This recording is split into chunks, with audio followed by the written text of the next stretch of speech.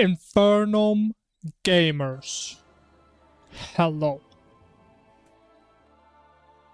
I think it is time to game some Infernum. After a little excursion we had yesterday, I'm a little bit deprived of playing some good old Infernum. So that's what we're gonna do. Quick recap, in case anybody forgot. 2 days ago, we had a... Actually, it was kind of a bad run, if I remember right. It was a horrible run. But we got to post... Are we post Moonlord or post Poltergeist? I forgot. We're one of the two. Probably post Moonlord, because I didn't want to farm the stuff for Poltergeist. Probably. Oh yeah, Yardium, hello. So that's the plan. We see how far we get. We did get the new Inferno patch, which means there's a couple of things we have to play differently. For example, we can't use return potions at the bottom of the abyss anymore. But we already figured out a strat against that. Which honestly, that strat is so good. If I knew this existed beforehand, I probably would have used it earlier. But okay. I think that's about it. I don't think anything else changed in that patch. I have no idea. But yeah. We'll just see if we even get there. Because that is post-dog. Right? Yeah. Alright. Enough yapping. It's time to game. Run 35. The continuation. Okay, I think we are post Moonlord. Yes. Yeah. Is there any Poltergeist? So for starters, we can definitely get the Sandshark summon, because we will have to do this guy later. Never mind, I'm stupid. Yo, Matt, hello. I'm in some reforges.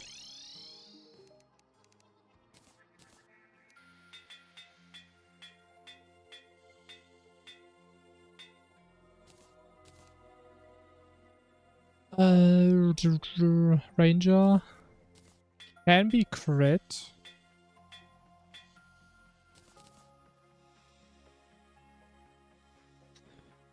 I mean, this is good enough for Cologne, right?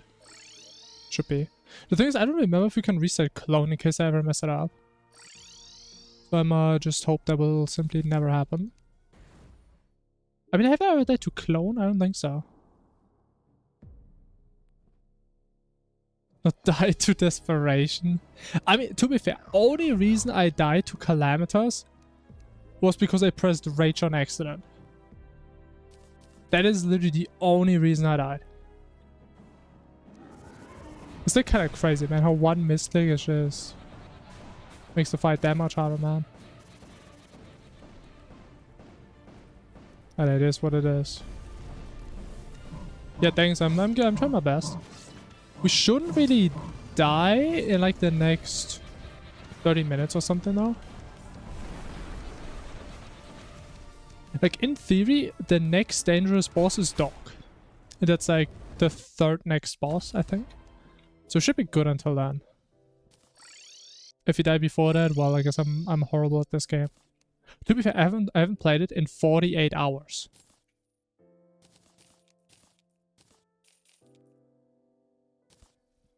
Which is a pretty long time.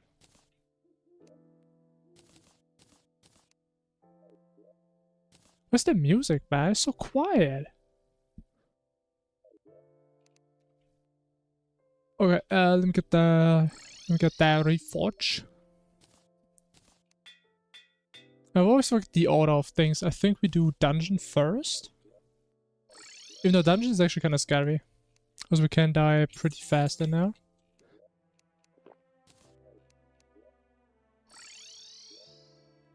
Do we know where the room is? We do.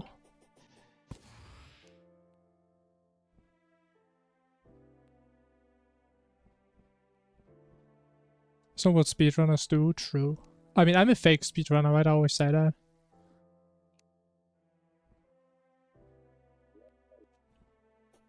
I'm sorry, man, it's what it is. You can't advertise your perforators. Sorry, that's how it works.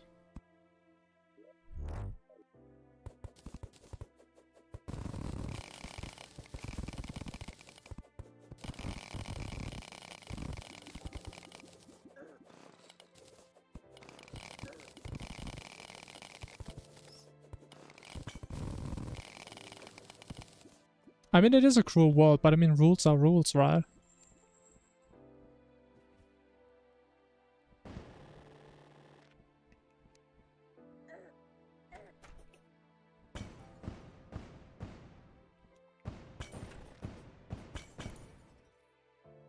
Yes, I think anybody who has been here since 10 seconds know what I just said. Yeah. I would assume that. Probably.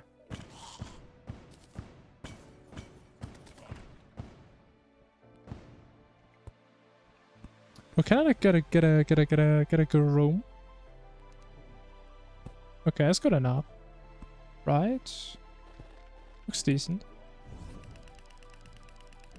Void pre-monod? I don't think you can do that. Can you even get the summon pre-monod? I don't think so.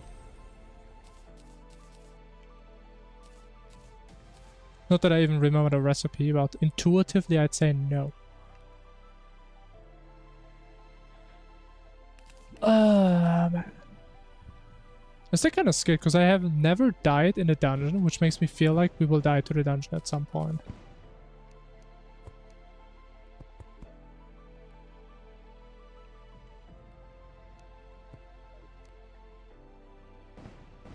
But what are you yapping about, man? We just had some wholesome gacha gaming yesterday.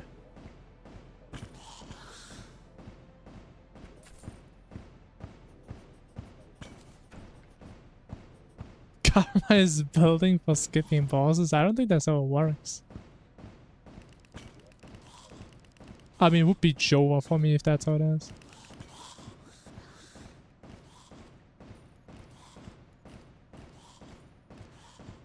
You know what? I don't even know on which background snipers spawn. Snipers could actually be an issue.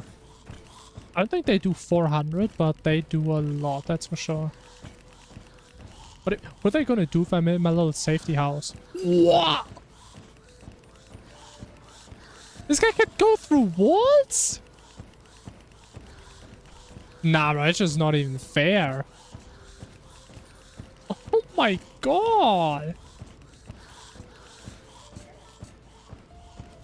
Guy doesn't even know what collision means.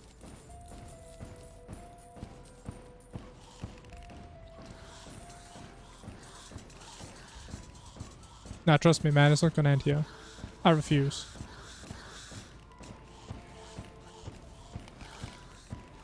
I do not give the game permission for me to die. Even though I hate how these guys are dangerous. These are no joke.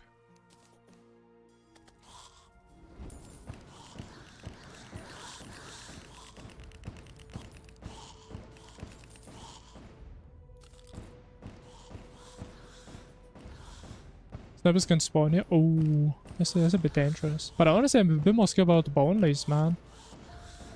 You guys just don't care about collisions. They just face through every goddamn wall.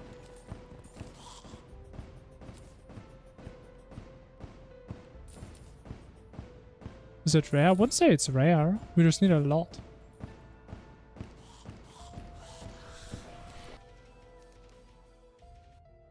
We just need a load, man.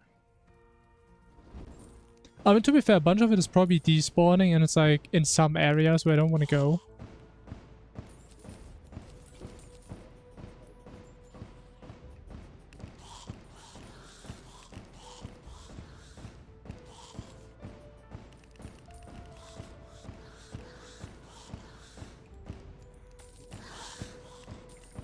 Alright, we need 2 more. Then we go at 1 more. Alright, see, I told you, man, I would never die there. Just gotta put some trust on me.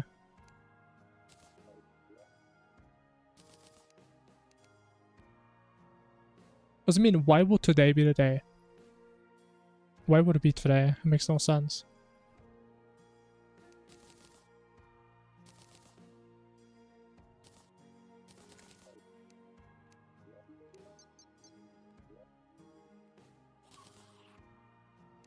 Okay, we have this. We still need to do old ones. We still need...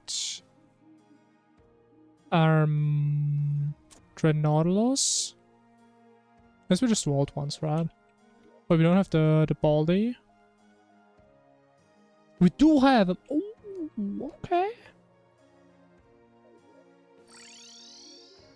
My man.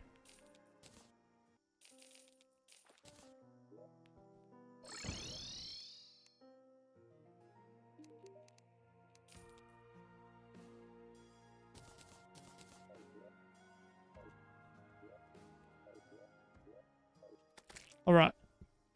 Let's do some good old ones gaming, shall we? The part everybody loves the most.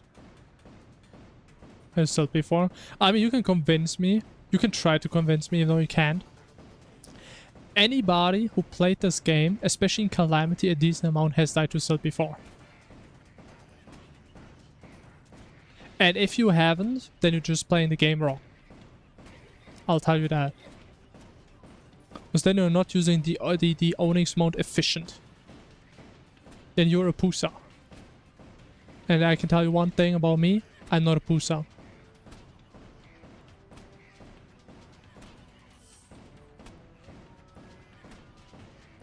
I mean, I would say this is neither a new strat or a world record strat. Let's say it's neither. It's probably not even a strat at this point, man. If not, to be fair, we have... I have a setup that we'll probably start to use soon. Where we just skip Poltergeist again, just go straight to Dog. And I think... It's definitely a bit more dangerous. Sure. But it's gonna save a lot of time. Right, and I already beat the game a couple times, so... We can have a little bit more interesting stuff happening.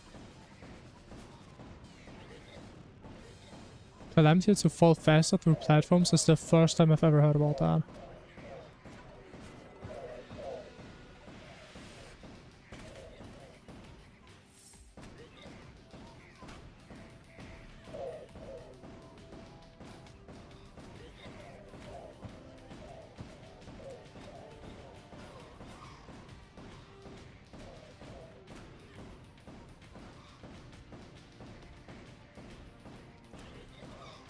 Maybe I gotta be honest, I'm so happy that I'm not one of those people who's like always hammering all the platforms. I know a lot of people love to do that. I mean, I know why they do it. I'm just so happy I'm not one of them. But it sounds so annoying to me actually building an arena and having to hammer every single platform. It sounds so goddamn bad.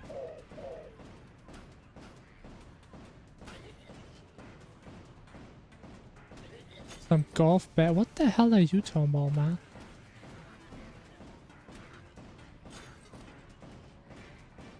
The Calamitous fight?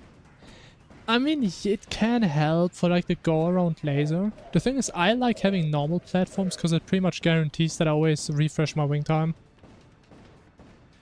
I think it does make things more consistent.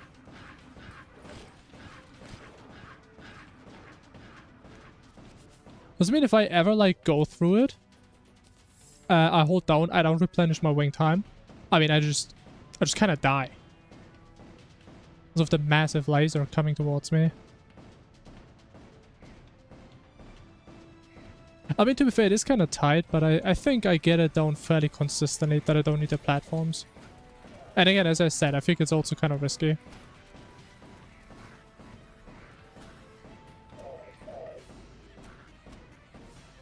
But yeah, at least the good thing is about Calamitas, you don't need a massive platform. Even though I think some people also just use rails for the platform. They just hook around all the time. Which I guess also works.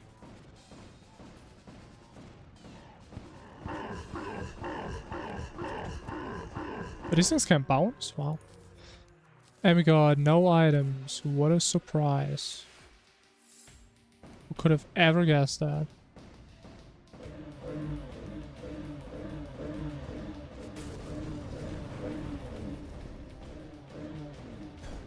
Much.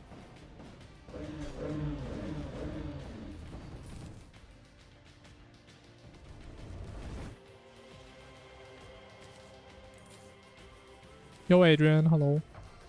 But if you have a grappling hook equipped, you can double tap to refill. I don't think that's how it works, man. I don't think that's true.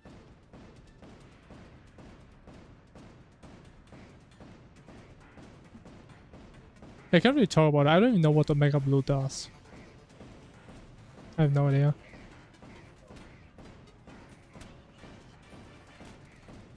Nah, it's some armor. I think it's a post-poltergeist armor or something. Boosts your attack, but you can't regen. I would say your goal on dog is to not get hit at all anyway, so I think it kind of makes sense to use it there. Especially if you're kind of confident. Sure.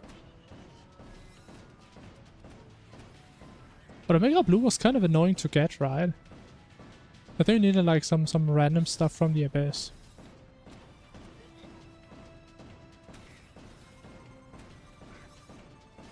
That's probably why I never even tried it.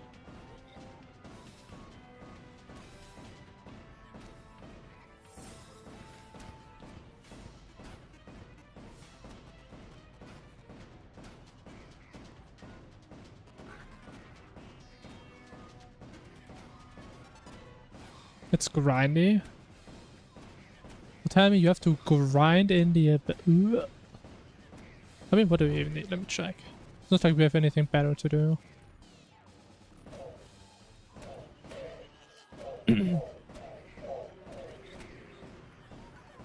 Wait, are these from the sharks? The Reaper Tooth. But how many do you get per shark? Bro, you need a lot. You need what? What is that? 8? You need 12? I mean, it sounds like a lot. You got 3 per shark. Ooh, so that's like 4 sharks. Yeah, that doesn't sound that good.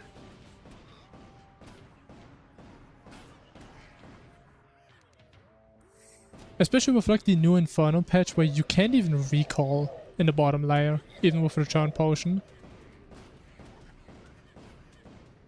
Yeah, honestly I still don't like that change. Not a big fan of that.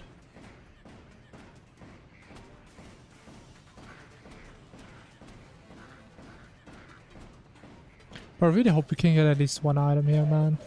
I really hope we get at least 1. I mean, you can use Wayfinder, sure, but it takes like 3 seconds to use. Like, if you have to use a Wayfinder because you're about to die, it's probably not gonna save you because it takes so goddamn long. That's the issue.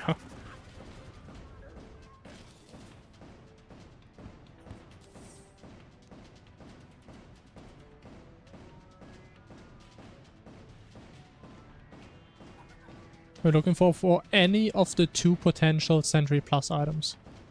So either the War Table or one of the 4 equipable items. Any of those 2.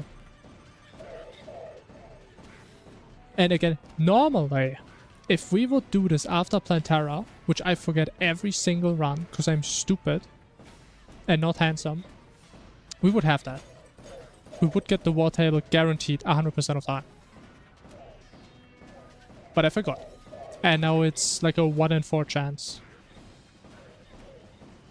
From the Wizard and the Ogre. So if we don't get it here, it's gonna be real depressing. And I don't think we got anything amazing. Incredible.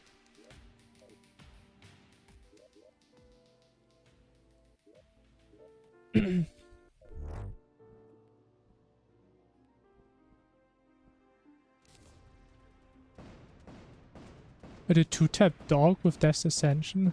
I think Death's Ascension is already so broken. How does it even look like if you're even stronger?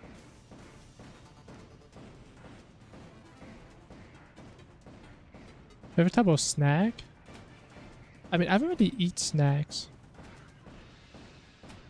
But if I had to choose, I don't know.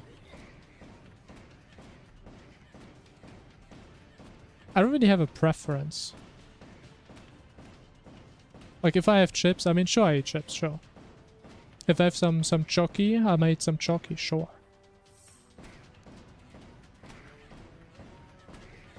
And then normally I don't really eat anything outside my dedicated meals.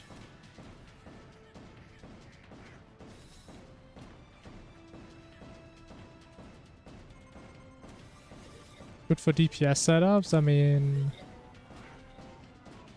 Are there other setups for dog? I think DPS is the only valid setup. Demon Shade. I mean, I would hope Demon Shade is better. Considering it's post-calamitous. Does that make you do like double damage, but you also take double damage or something?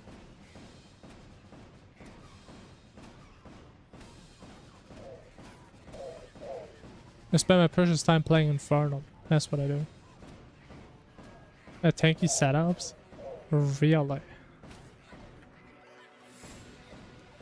I wonder if they're any good. I just can't really imagine that. Because I mean, outside of like Brain and like the Sand Shark Necklace, right? What can you really do that you don't die in like 3 hits? There's no way there's that many options.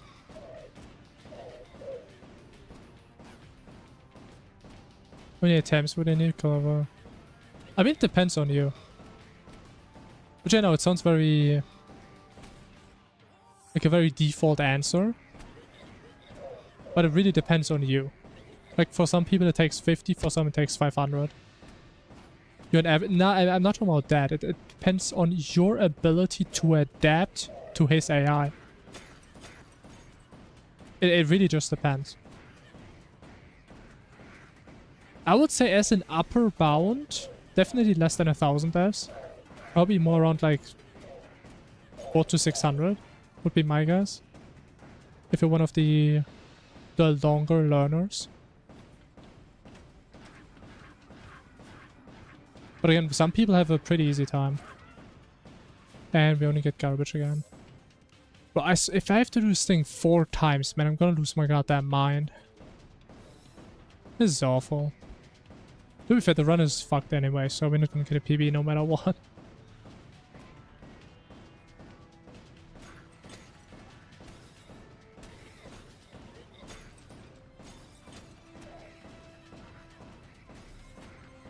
Demon Shade is...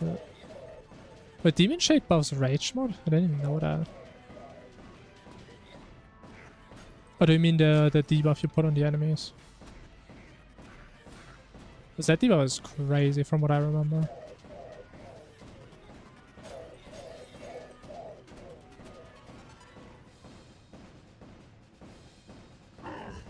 Oh please, for the love of God, man.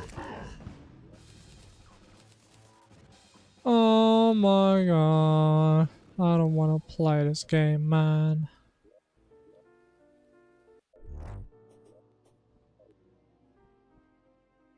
This is the first time I ever had to do shit 4 goddamn times, bro.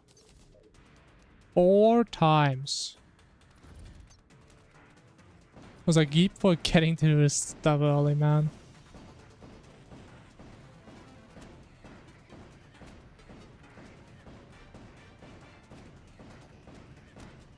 Wait, are we really talking about Infernum? You could clone in like 20 attempts in Infernum? I mean, if that's true, that's impressive.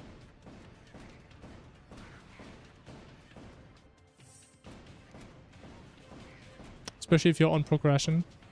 Because that's a pretty hard fight. And that does not sound like an average player to me.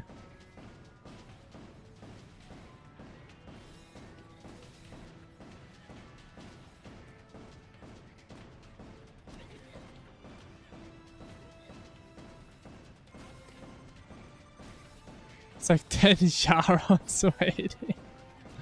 Hopefully not, man. But yeah, I accepted my fate. It's just gonna be a slow and chill run. It's not gonna be a speed run, it's gonna be an average run. We're farming because I need the sentry slots. I mean, I guess we could also try doing it with only 4 slots, but it could be sketch. If I don't get it here, I will try with 4 sentries. But I really don't like the idea. Plus we're literally missing, what, like around 50% damage from our sentries. I mean, I could have if it was a good run, sure. I mean, I could have beaten the game by now. I mean, I did it once before, right?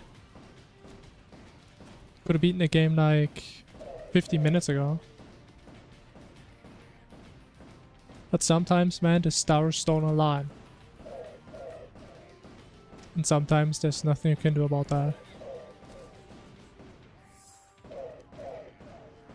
18 minutes? Well, which PB are you even talking about then? Was that my hardcore PB is in like 50 minutes? And my normal PB was like 15 minutes ago. I don't know what PB is in 18 minutes. Probably some very old one. The corpus? Sure.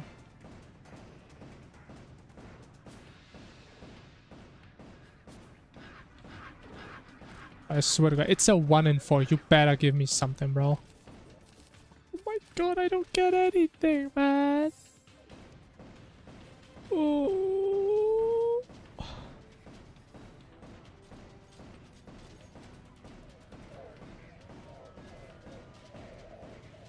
What if the Infernum patch just removed these items from the loot tables? Honestly, I wouldn't be surprised.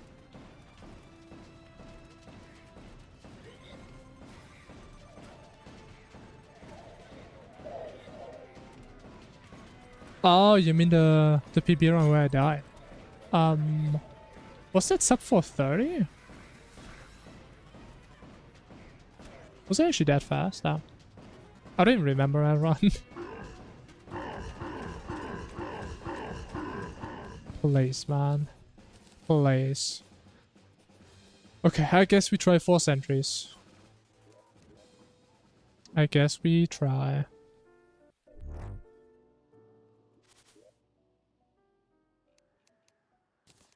I really don't have a good feeling about this. I do it. I mean, maybe it's gonna work.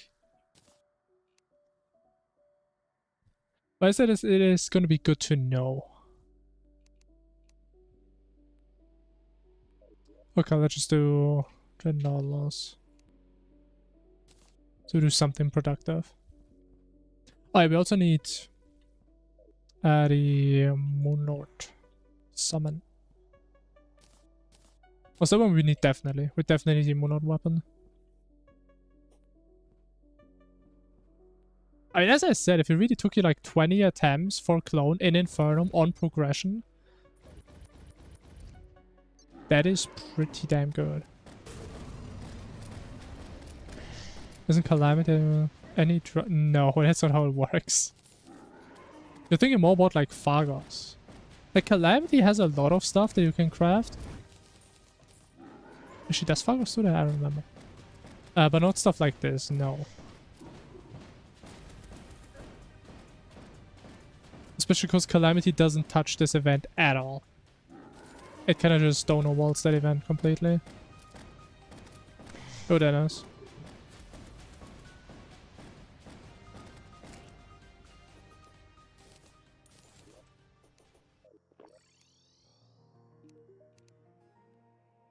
You can definitely craft all the bag stuff, that's true. I thought you can also craft a bunch of grindy stuff. Maybe I'm wrong. Okay, this time we actually need to kind of lock in on Monod, because last time I almost died to Monod. After I killed him. Which was almost a little bit embarrassing. Almost a slightly bad.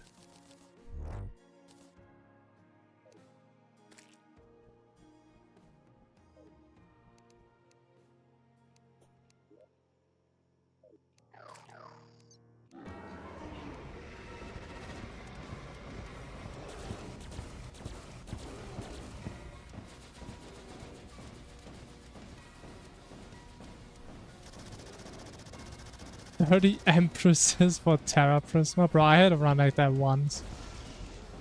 It was miserable. Because I used to always play Summoner after Moonlord. Because the Elemental Axe is just that good of a weapon. Oh, bro, I still have my... Oh, I still have the wrong rod, bro. Ugh. But I have no feather. I didn't use my buffs, man. How am I so bad at this game? That's crazy. What am I? Oh my... I'm so bad at this game. Honestly, I can't even complain if I die here, bro. I'm playing this horribly. My god, that was bad.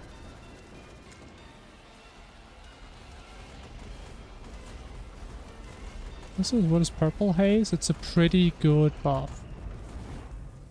Yeah.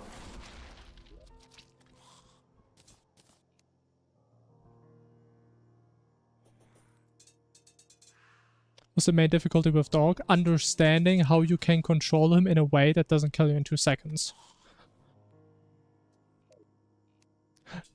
Like as I always say, Dog isn't a hard fight to play, it's a hard fight to understand. And to actually get a feel for it. In a perfect time. I mean, you just witnessed the second Moonlord call. I know, people are going crazy. People are going more crazy the second time I kill Moonlord than the first time, for some reason. As it's just that poke of a fight. But I got this stuff. I never got the rod though.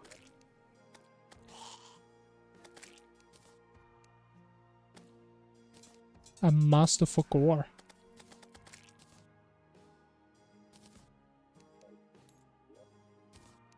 I have the post-Moonlord pickaxe and I have the post-Moonlord armor with the post-Moonlord weapon. And the not post-Moonlord wings, which I should have gotten a while ago, man. Oh! Oh! I have no NPCs. Such.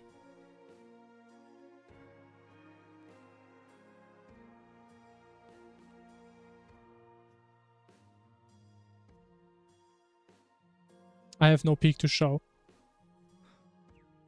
My stream is everything but peak.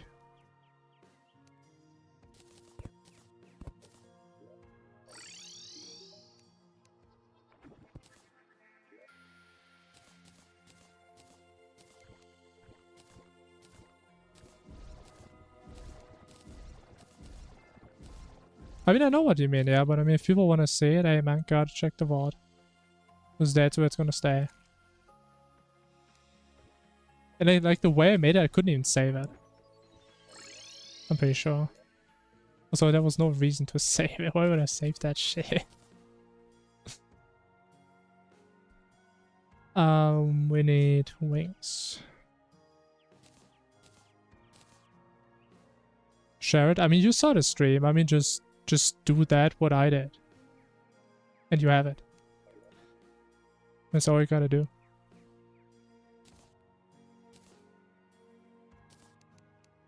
We actually need another wall.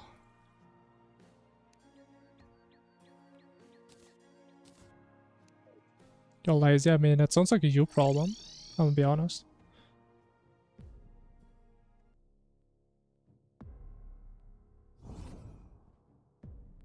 My stream is horrible and bad. Yeah, true.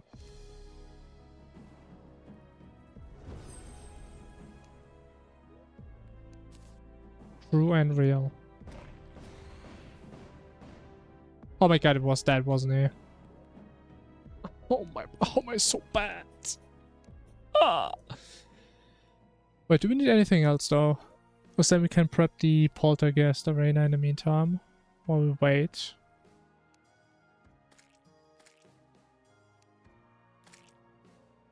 I actually forgot, did we kill... Oh wait, we need Sand Shark! Ooh. Okay, we did do Crabulon. Okay, I guess we do Sand Shark next. Oh, Sand Shark gameplay be like... Okay, we have to get him, man. Even though I'm gonna fall asleep.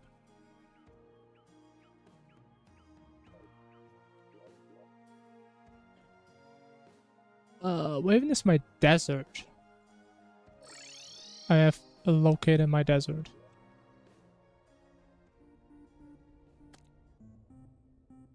Why would I ever kill Eye? Eye is like one of the most useless boss. Honestly, Eye is probably the most useless boss.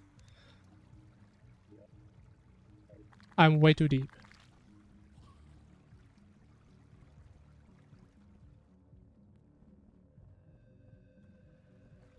I mean, it depends when I fall asleep, right? If I fall asleep mid-fight, I mean, that would be bad. What if I fall asleep while I'm going to the fight? And what? Fall asleep right now? I mean, make me do it, man. Maybe I should have got more V-Forters. That'll be good. I mean, it's not that bad.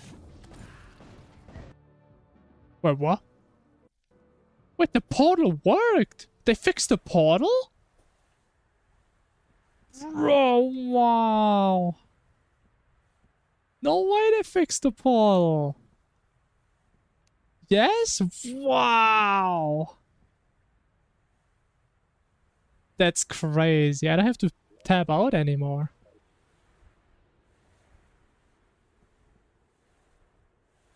I mean, honestly, I always thought it's so stupid. Because I mean, if you're a new player, it's kind of just fucked. Like, how would you even figure out you have to tab out of your game? Actually, I think you can also open a menu. I think that also works. You just have to go through 5 different Reddit threads before you figure that out.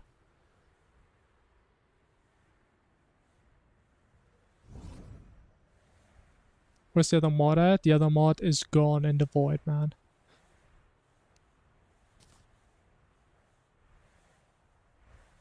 I think Slime God? I mean, we're gonna figure out.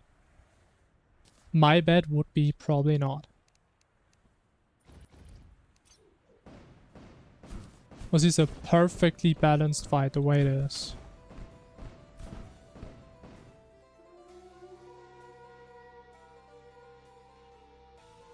Confused why you can't enter? Yeah. You know, the weirdest part is about like the portal. I remember it used to work sometimes, but in like the past months it just never works the intended way. He's unfixable. Honestly, it's what he feels like, yeah. There's so much wrong with that fight. But what hit me? Oh my god, bro. What did I do?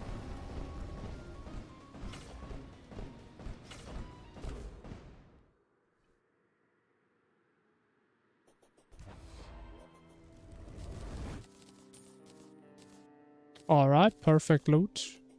And we're out of here.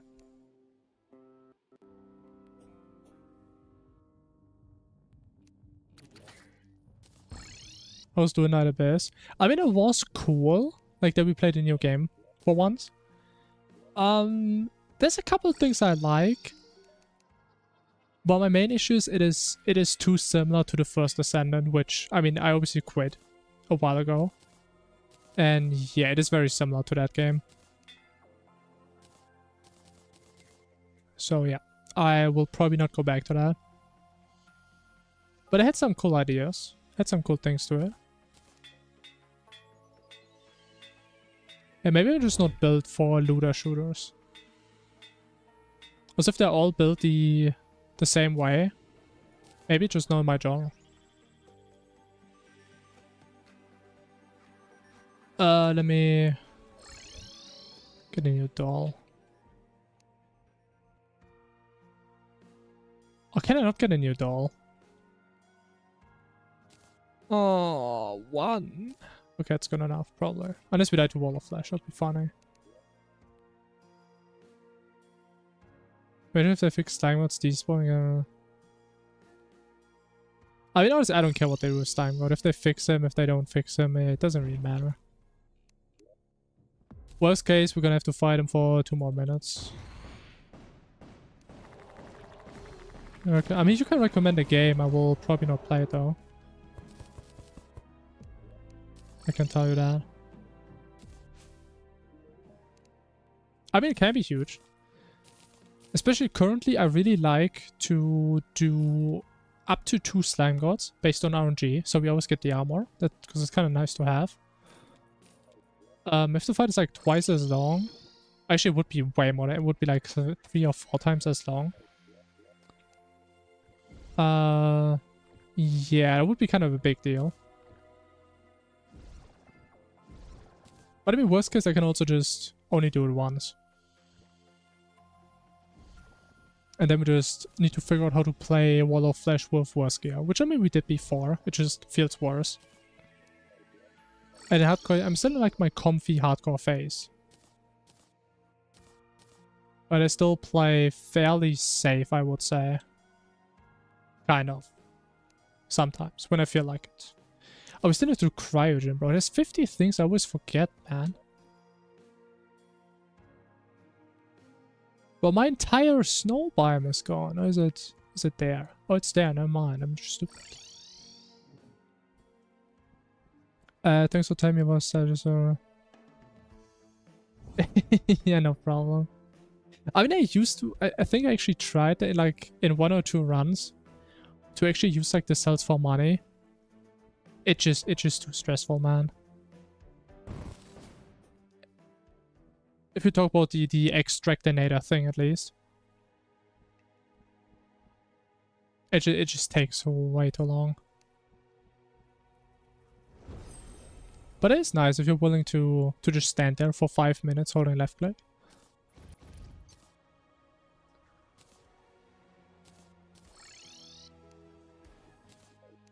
And that is also true. If you play for longer runs, it definitely has more value. But for me, oftentimes the instant money is worth more than... Are we in a hollow? No. The instant money is worth more than the long-term money. For Undertale? I mean, I know about Undertale. Maybe I'll play it at some point, but not anytime soon. Emblem Shimmer rotation? What? Do you mean like the order? Does it mean the order is melee into ranger, into mage, into summoner, into rogue, into melee? Yeah, I think so. Does it mean it makes logical sense if you just think about it?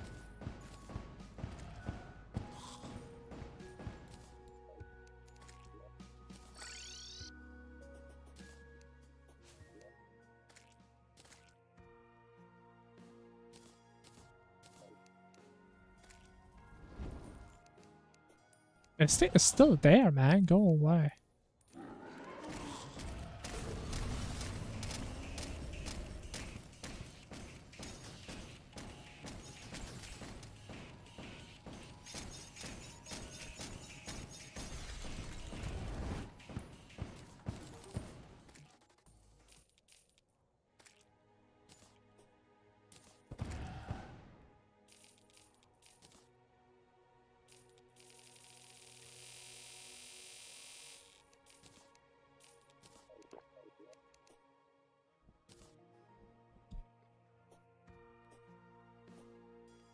When we summon Skeletron. So my idea is, if you summon Skeletron, it gets night, right? And based on my testing, that night can never be a blood moon. Because the issue is, right, if I would make a night manually, there's a chance it's a blood moon, which means I would have to instantly skip to daytime, but then daytime has a chance to like spawn pirates, which I would then also need to waste time on to do. So my idea is I use Skeletron to make a night, to make sure it's not a blood moon, to make sure we don't have to instantly skip back to daytime. And then we would also have to go back to nighttime again, right? So if you wouldn't use Skeletron, there's 3 or more chances that the event happens. They would have to deal with in some way. It's actually many 2 or 1 or more. But to be fair, in most situations, it would be faster to just use the Cosmolite. And honestly, at this point, it probably doesn't matter that much, because we can clear pirates in like 10-20 seconds, but I still do it sometimes, out of habit. Because that's what I have to do early on. Because early on, getting pirates like in early hard mode, it takes like 5 minutes to clear. Probably longer. And nobody wants to deal with pirates. But yeah, this is kind of like the idea. Again, if it makes that much sense, I don't know. May not make that much sense, but it makes at least some sense to me. Okay, we have some... Why did I make the Bruges, by the way? Can somebody explain that to me? I don't even know why I did that.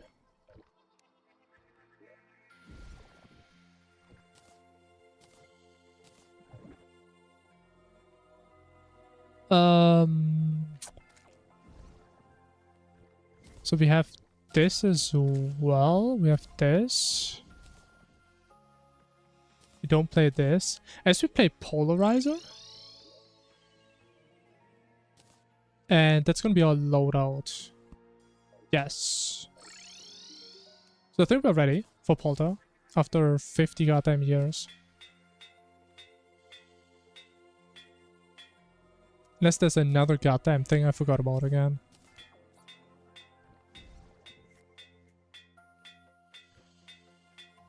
Oh! I forgot how menacing it looks.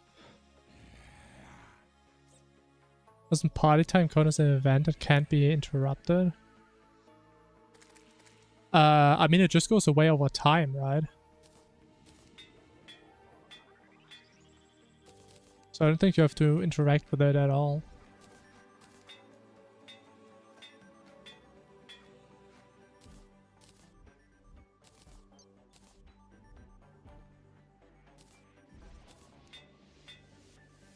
King's Time 7, yeah, we have to grab it. But it's not really something we have to really go out of our way to grab it, right?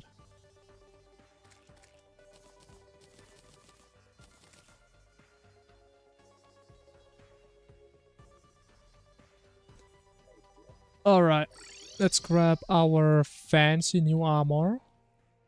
What are they called? Are they called Eternia tokens or something? Defender, yeah, close enough. It's like the same thing.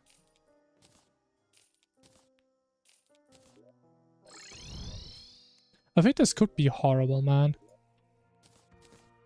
Like, we're gonna have less damage. I have another dot on me because of the polarizer.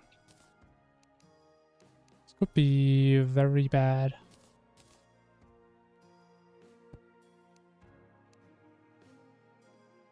But okay, we just see what happens.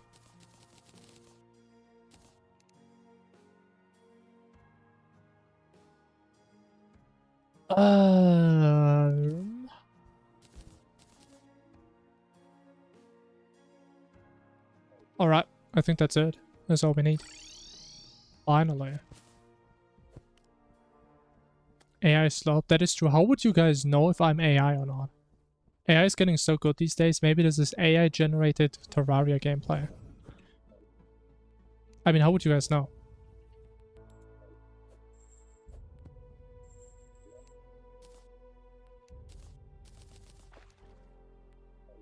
I mean, how would I even know? Maybe I'm not even real.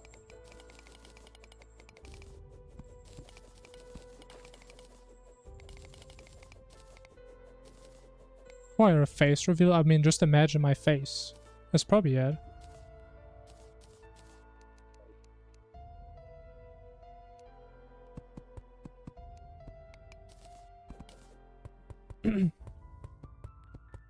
Can't know what you can trust. I mean, you would trust the AI though. One can't be as good as me. But I mean, how would you guys know that? Maybe what you guys are calling me was an AI after all. What if I never was an actual person? You guys see the issue in that argument? You guys argue based on the idea that there ever was a real person. Like from yesterday to today, suddenly there's an AI. What if there has never been a real person?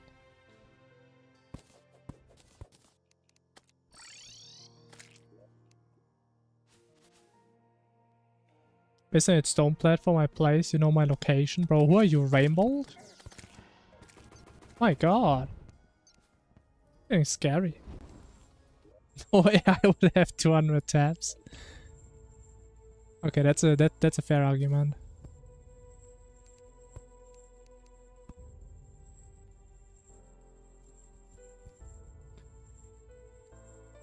Uh, 54 tabs. And you guys need to think, like, I had that many tabs in my browser on stream, on my stream browser. Right, where I only open tabs on stream. Imagine my private browser that I use all day, every day. I mean, last time I counted, last time I closed tabs, I had 250 tabs.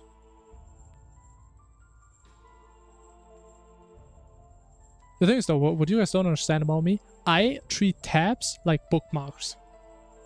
Because I'm too lazy to open my bookmarks, so I just have the tabs all open. So if I ever need a tab, I just scroll to it and I just open it. Because it's so much easier. I think that's normal.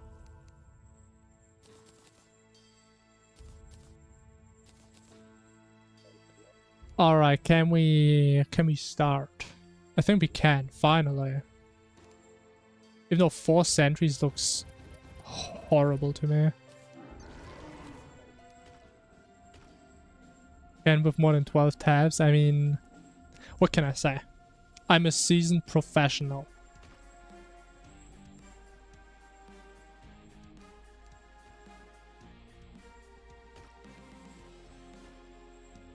But the thing is, I need the tabs though, man.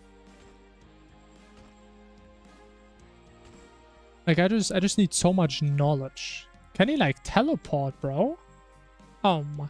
I still don't understand how to manipulate his teleport.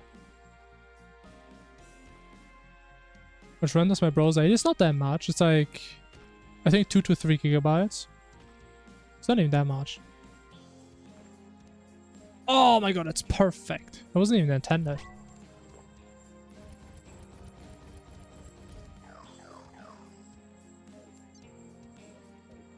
Oh man, I hope this is gonna work out, man. I think we're gonna have no damage though.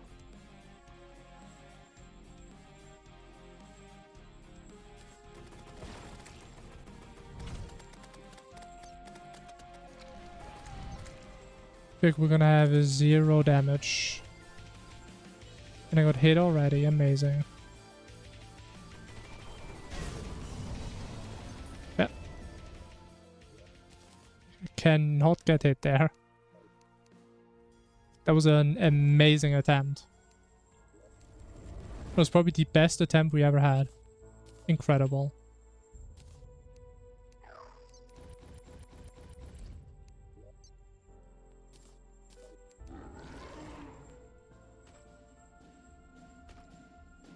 Do it for free health? No, we do this to stack adrenaline. SD health is like a nice bonus. I sometimes use it for the desperation phase. But it's mainly for adrenaline.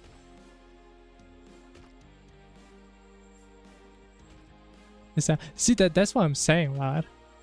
Maybe sometimes I don't even know myself. I mean, I gotta be an AI with like how smart I am, right? With like all the knowledge I have, with like all the things I can comprehend at the exact same time.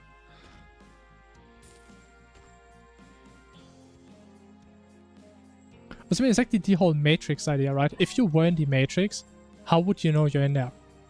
It's like the same. If you're an AI, how would you know you're in an AI? That's just the way it is.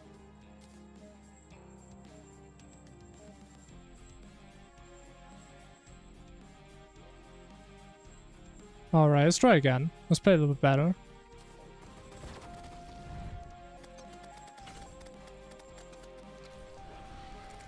This time we go left a little bit earlier, just like that.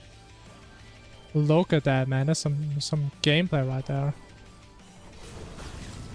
Let's see, do we have damage? Damage, yes or no? Yeah, you're on A damage. Auto damage on me. Honestly, it's actually not that bad. I thought it would be way worse.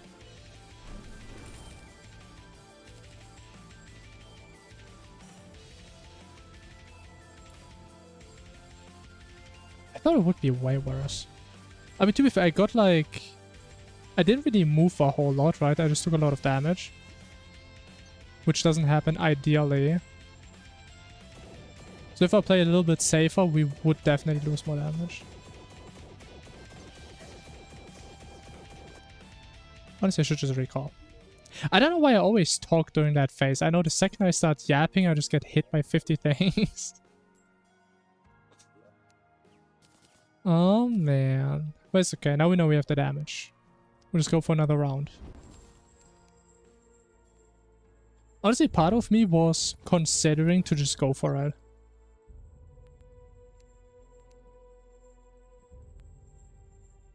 Yeah, bye-bye, man. Might live in a city. I mean, we may.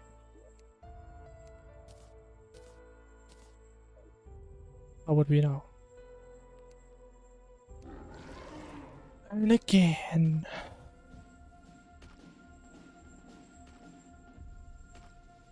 Why is that face so hard, though?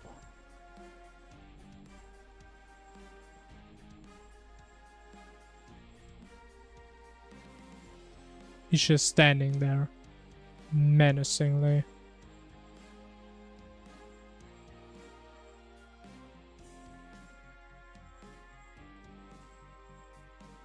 He doesn't even care. He's just staring me down. He's checking me out. And now he's in my walls. Okay, honestly, it seems like as soon as I stand close to a wall, what is that, the second or third teleport always goes into a wall. I think it's the second one. Move first is gay. I mean, I feel like I won that. Or lose? I'm not sure. Who even is the winner and who's the loser there?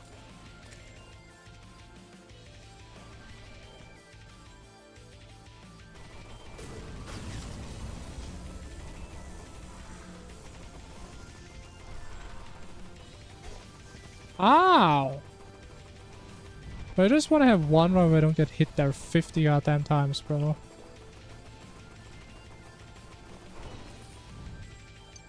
My god. Okay, I'm just gonna shut up now. We'll just lock in here. I unequip my wings. I unequip my wings, bro! Oh, I'm so bad. Why did I even do that? I misclicked the scar. Oh my god.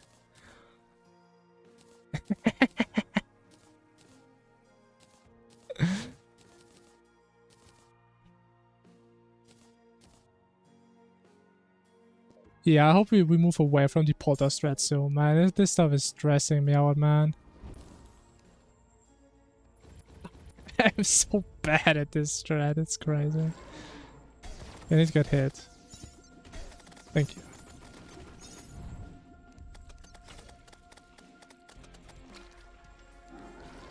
I don't know, I feel like I'm beating the allegations by playing like that. Because I mean, could ChatGPT play this bad? Probably not. I'm like the first person who's gonna get replaced by AI because I'm so bad at this game.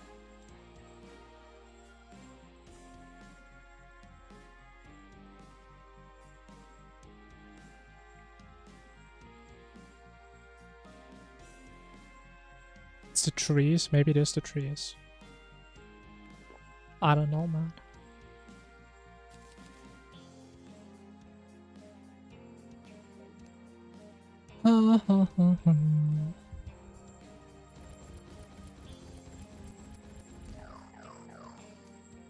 Surely this time we'll get him.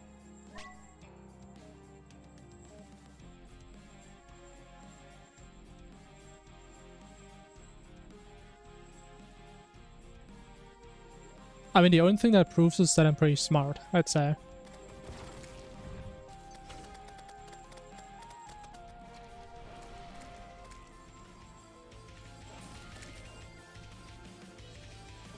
Oh, no.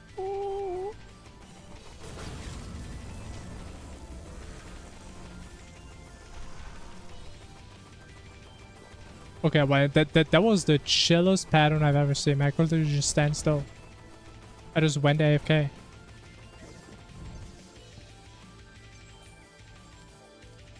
I swear to God, if I mess this up again, man.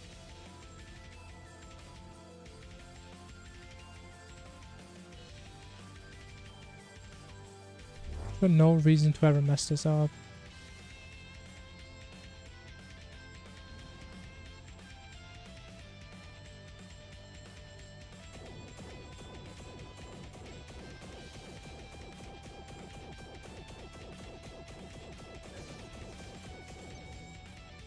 God, finally.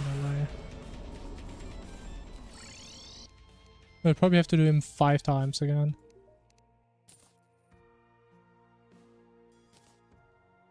Oh, we got a summon.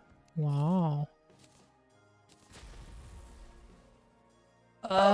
Can we use the mage weapon? I actually don't know.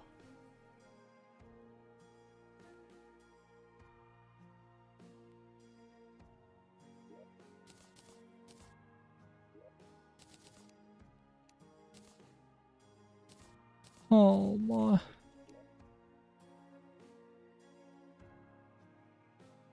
And not meant for speedrunning. I mean, that's the beauty about games, right? It doesn't matter what you're meant to do with them. It only matters what you want to do with them.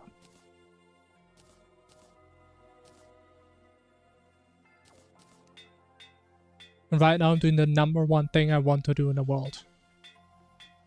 Which is doing Poltergeist with this absolutely miserable setup that I hate to the core. Because that's fun.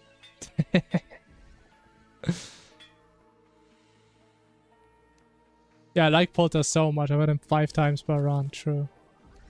Honestly, I have no idea if this weapon is good in this setup. It may be. Perhaps.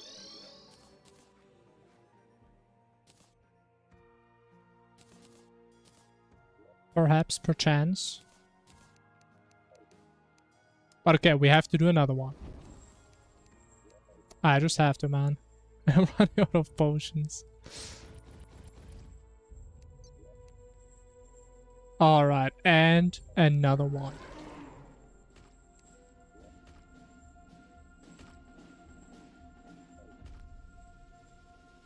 Good luck. I mean, I don't think we really need luck. I just need to focus.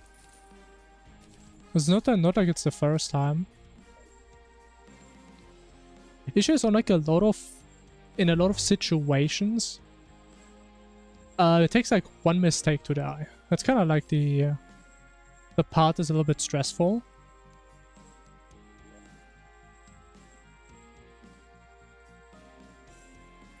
Yeah, we see what happens. I mean, worst case, we're down the final boss again.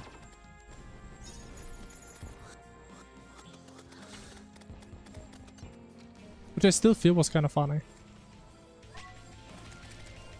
I still feel that way.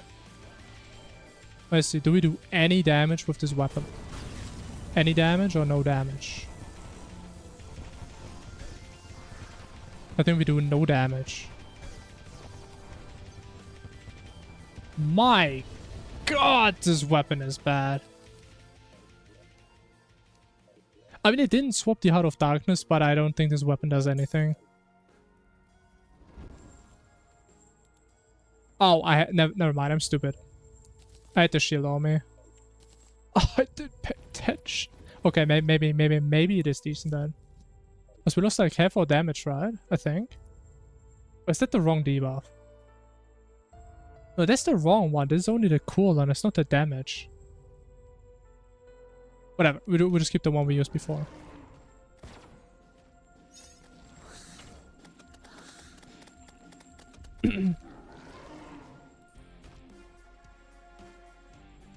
An archaism. I have no idea what that is. But a slime spat. Mayhap. Yeah, I don't think there's even a word, man. I mean, it is a word. I don't think it's a real word, though. Okay, honestly, let me just reset this, man. Like, these stupid slimes. I'm just gonna mess stuff up, man.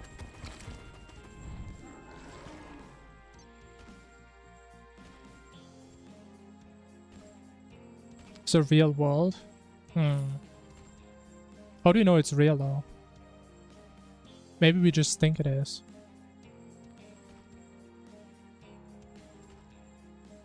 Now, the thing is, we have this setup and it's pretty much set. There's like no real reason to change the setup. The issue isn't that my weapons are bad. I mean, as you just saw, we killed Poltergeist in 1 minute with the setup. Right? The issue is that I'm just stupid. That is the issue here. Like, our setup is more than fine. Like, our setup is better than what probably most people use for Polter in terms of DPS. Wait, what? But how did I kill them? Oh my god, I'm so bad, bro.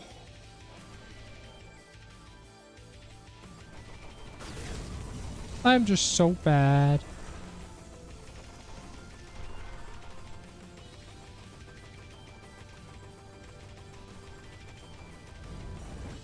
It's a fast kill time, I know, right? And I would say you can kill this thing much faster. I mean, obviously you can kill it a little bit faster, but probably not that much faster.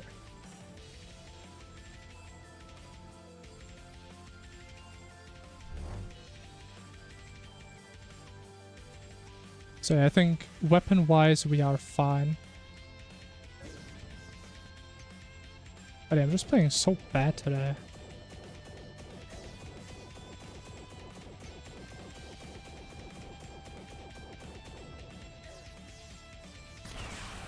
My god, I'm bad.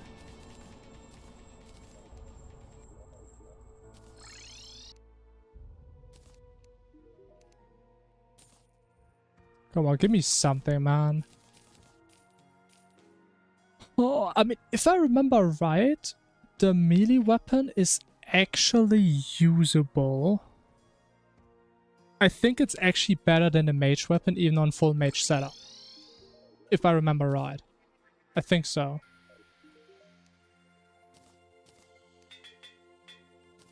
And if not, we're just gonna waste 2 minutes again. Yippee.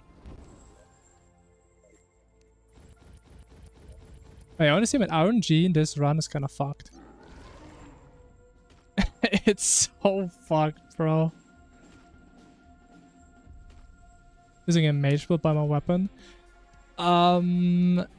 I mean, I'm using a mage build, kind of, yeah. But mage isn't my main DPS. My main DPS is summoner. That does the majority of my damage. I think the mage weapon does maybe like 20% of our damage. Maybe 30.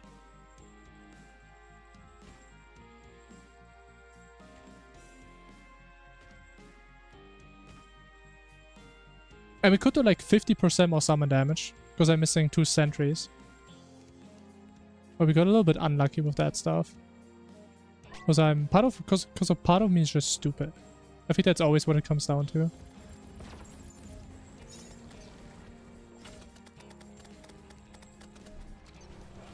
Okay, let's see. Is the weapon any good?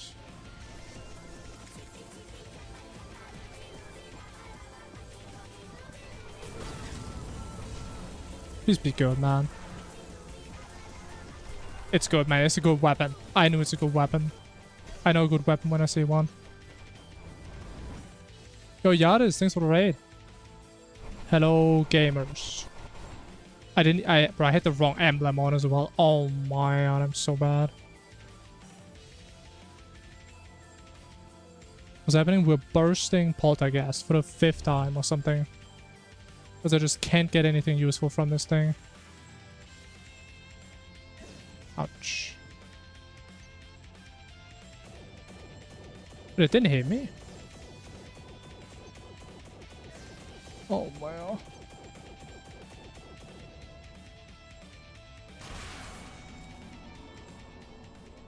Come on, man, bro. We have to get something at some point. Oh my god, finally, bro. We can play the game. Oh my god. It's been so long. Wait, I got 2 balls? Bro, please tell me I just got 2 balls. I swear, if we got the ball last round, bro, oh my.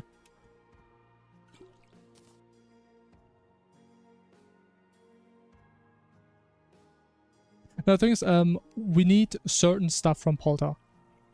Like, either we get the bow, and we're good, or we get both melee weapons. We need one of these two setups. Ideally the bow, because it's just one weapon, and we're done.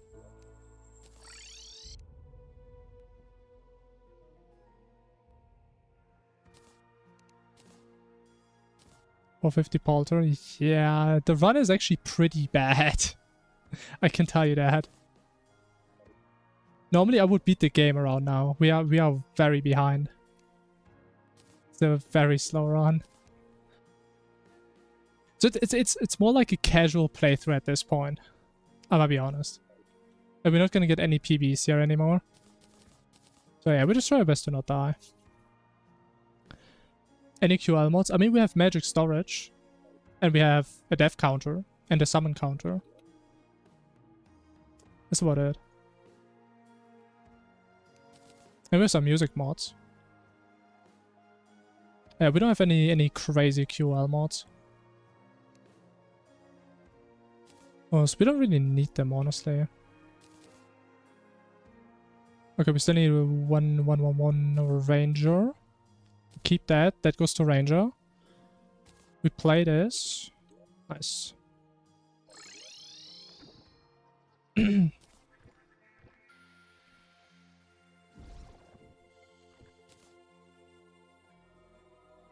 Last opening attack disappears before it hits you. Yeah, that's kind of what confused me. It looked like it just despawned.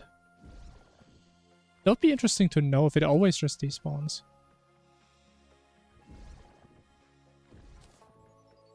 Should not be allowed to have them. If this was an official category, sure. But again, it's not. Like, I'm just playing this for my own enjoyment, so I make my own rules. But if there was an official category, there would probably be no QL allowed, which is why I probably wouldn't play in an official category if it would ever exist. So yeah, we just make our own rules. But I want to keep it still fairly close to the intended experience, if that makes sense.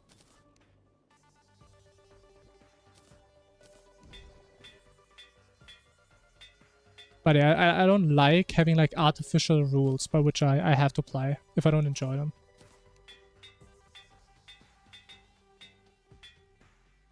And I'm still thinking about getting auto reforged, man. Like, reforging makes me go crazy. Like, I went so bad. I got 3 luckies, bro.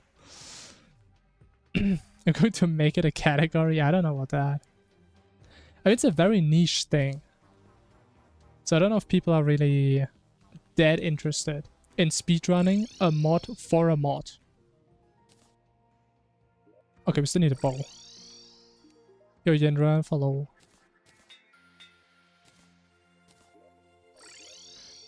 Alright. Ravager summon. Boom. And we go to hell. And we need to kill some stuff. Oh, but I can't even use my bow, bro. I have no arrows.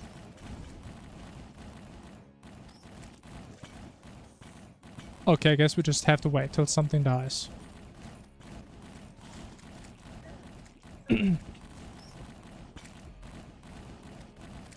Hardcore any percent with magic storage.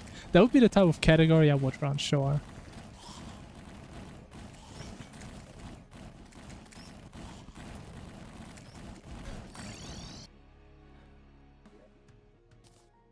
It sounds like a fun category.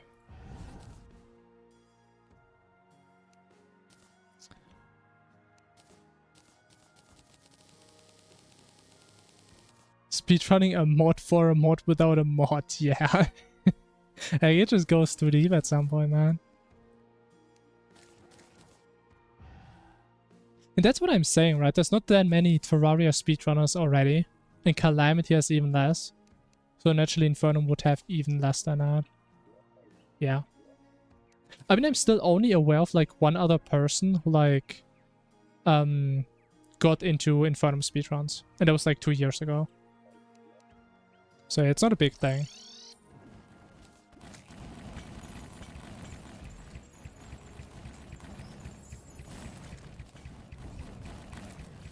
Have I lost a run to Calamitas? Funny enough, I think it was 2 days ago, yes.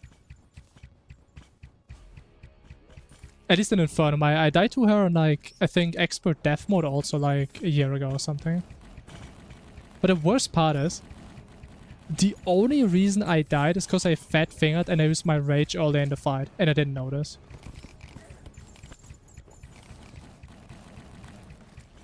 So, what do you guys need to know about me? I'm not really a good player. I have just memorized exactly how I play the game always, pretty much. Right, so if I suddenly have to play a phase of a boss that I never see, I mean, I just die. Honestly. And that's what happened on Calamitas. I used Rage. I didn't skip the one phase I never see. And yeah, I just lost all my death passives and I died like in the... I died in the last desperation pattern. Which honestly, I think I almost survived it. I like Rod of Discarded somewhere. And I just instantly died to a projectile. If that wouldn't have hit me, I think I would have gone there. But yeah, it is what it is. Too exhaustive and too hard to run? I think it kind of depends. Like, if you go full maximum tryhard and you want to get the absolute fastest time in Infernum as possible, that sounds incredibly stressful. Because there's a lot of skips you can do. And maybe it would actually be the play to do Cultist as your first boss. I have no idea. That sounds really stressful.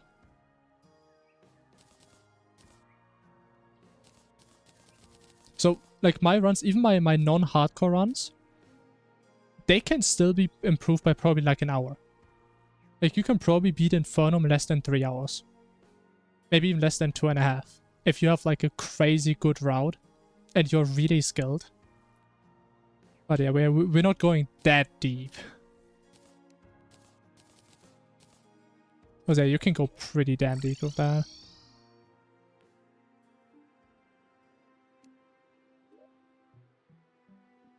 Yeah, harder runs. I mean, there's harder things you can do. Right? I mean, you can like speedrun Masochist. That would be harder. I don't know if anyone is doing that though. So I'm not really aware if there's harder things that people normally run in Terraria. Must mean some Archer and stuff. Could do Anahita first. I mean, yeah, but the thing is, Anahita is an optional boss. Right, and normally you want to minimize the amount of optional bosses. Yo, thanks for follow, like... I think for that reason alone, it's probably not more worth it than to just go for Cultist right away. That'd be my guess. I mean, they may be faster, yeah, but I don't think it's going to be that much faster instead of just doing Cultist at that point. If you're already willing to skip that much.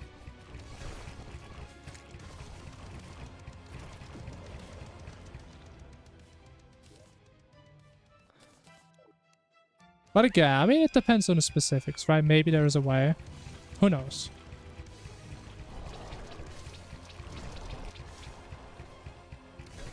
Ouch. Ouch.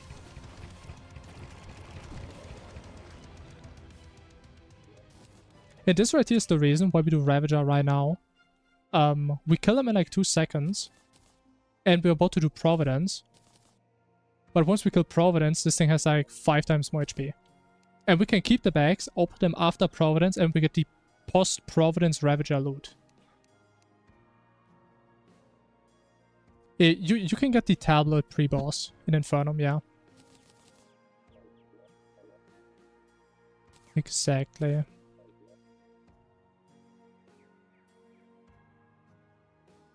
A 100% Infernum run need more RNG or Yu-Gi-Oh for... I mean, I've never played that Yu-Gi-Oh, so probably the Yu-Gi-Oh.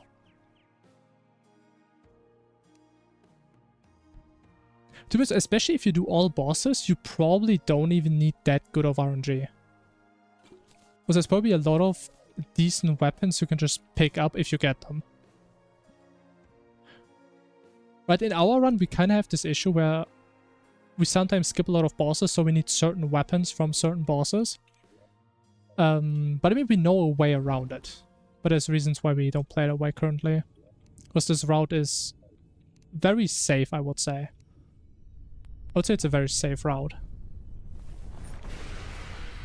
Which I do want to move away from, because it's safe but annoying. Mainly because of Poltergeist. Man, I hate this Poltergeist strat so much.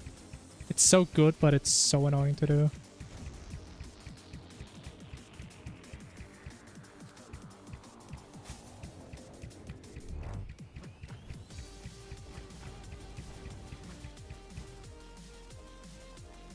Yeah, the background is really nice for this fight.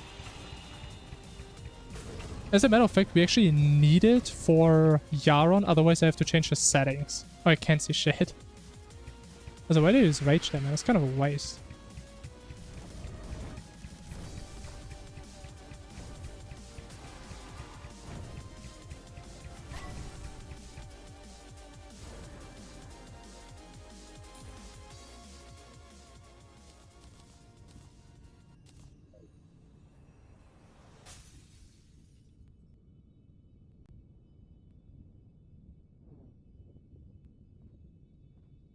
Hyper unrealistic doing some early Helmer boss to make cultist minutes faster. Yeah, that's what I mean.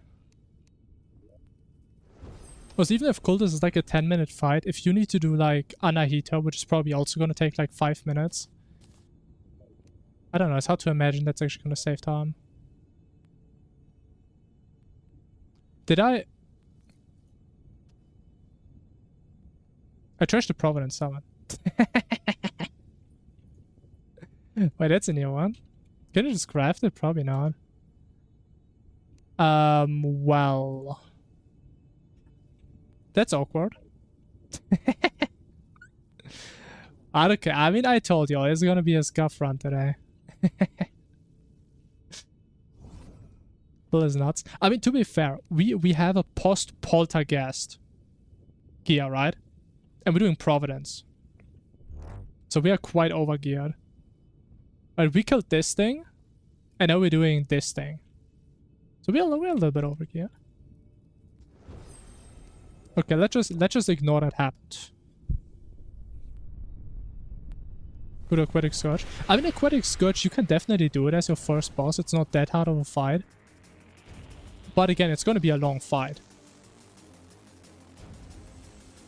But in terms of, like, actual viability, that sounds realistic. Now that you say, that actually sounds kind of realistic. Like, just do Scourge first into Cultist. Maybe we need to look into that at some point. Also, I mean, we already killed Scourge before. Like, pre-Skeletron before. It was a long-ass fight and we had a horrible setup. But it is doable.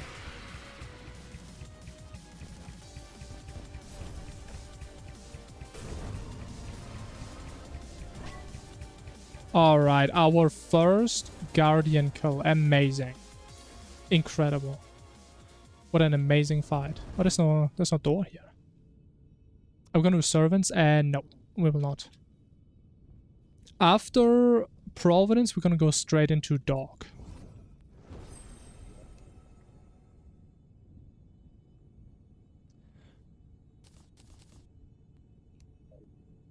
Time. Works. Perfect.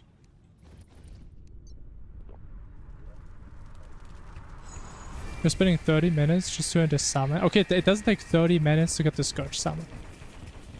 It doesn't take that long. I mean, you do have to get Shark Fins, which is kind of annoying. It's not that bad.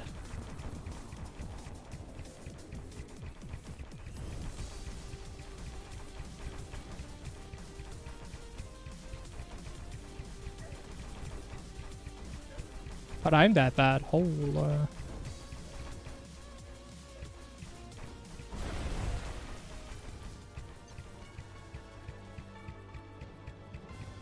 I don't think Scourge can spawn without a Summoning Infernum. The thing is, even if we talk about Calamity, can he spawn pre-boss naturally? Don't you like have to kill something before? He can? Okay, that's cool to know. I mean, it's been a while since I played Calamity.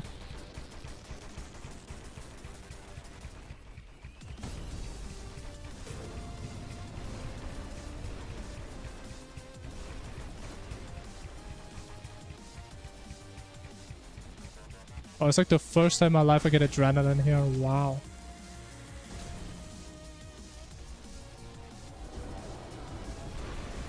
I mean, the thing is, it says it can be fought, but it doesn't say he can spawn at any time. Right, there's a big difference. But I mean, I trust. If you say he spawns there, I mean, I've seen him spawn naturally. I just don't remember seeing him spawn like pre-hard mode or something. Because I never really was there in that biome. Capable of spawning naturally. Okay, but that still doesn't say when he spawns naturally. Naturally, but rarely? I don't know. I mean, I guess if they don't specify it, he just spawns always.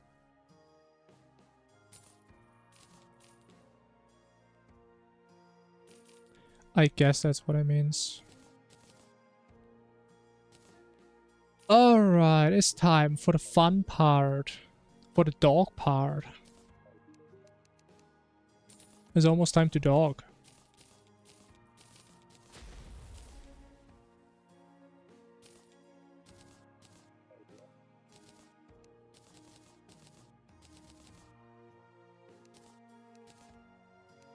Okay, first we need armor.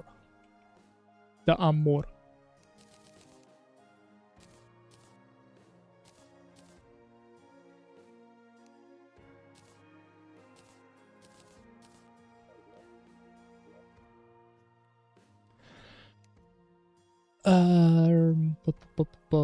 We need a summon. That would help. It would spawn anytime. Yeah, maybe. But then again, relying on that is probably, in like a realistic run, is probably not a good idea. Unless it's a nice little fun fact to know.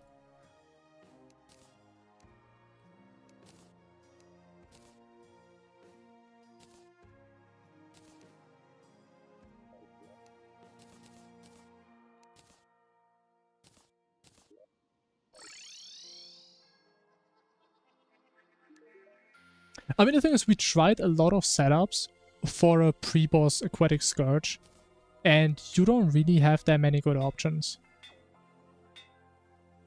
I think the best case DPS we found was like 300 DPS, which is like a 6-minute fight best case. And in our run, it was a 9-minute fight. For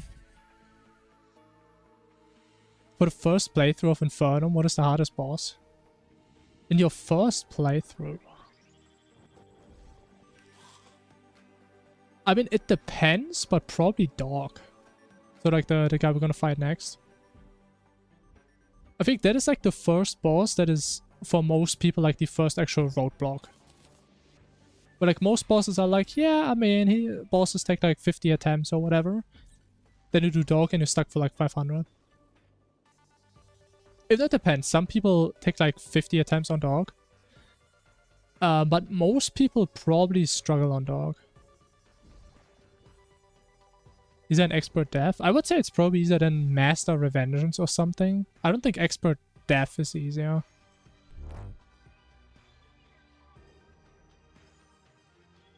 Dog took more attempts than all post-Mono bosses? Yeah, I can imagine that.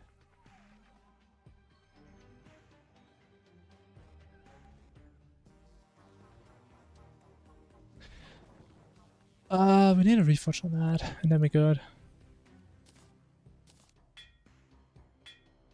Yeah, Master Dev is a horrible difficulty. It's not a fun one.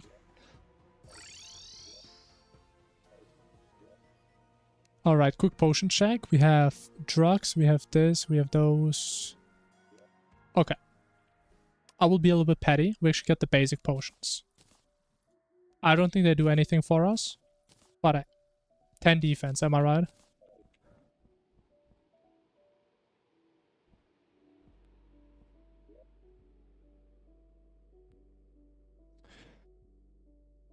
Okay,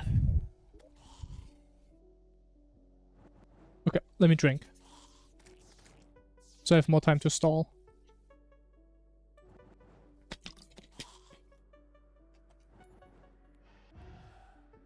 I think we're good, right? We have a ram dash. That's pretty important on dog. We have the right ammo, we have the bow. We have all the potions in the world. Alright, let's go. Your orange hello is going beautiful. And we're about to dock.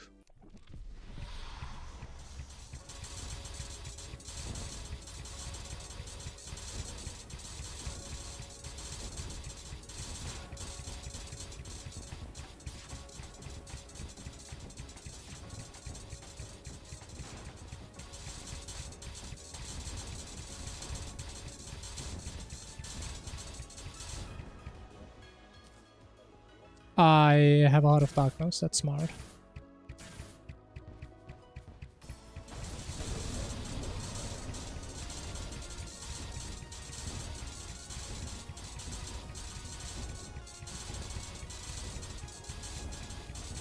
I have no flying mount.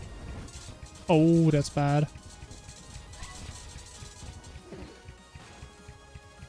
Oh, that's bad. I think we have to skip. We can't skip. Oh, I think I messed up.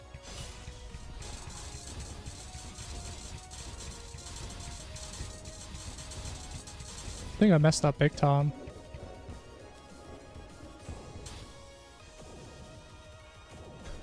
Yeah, I think I'm dead.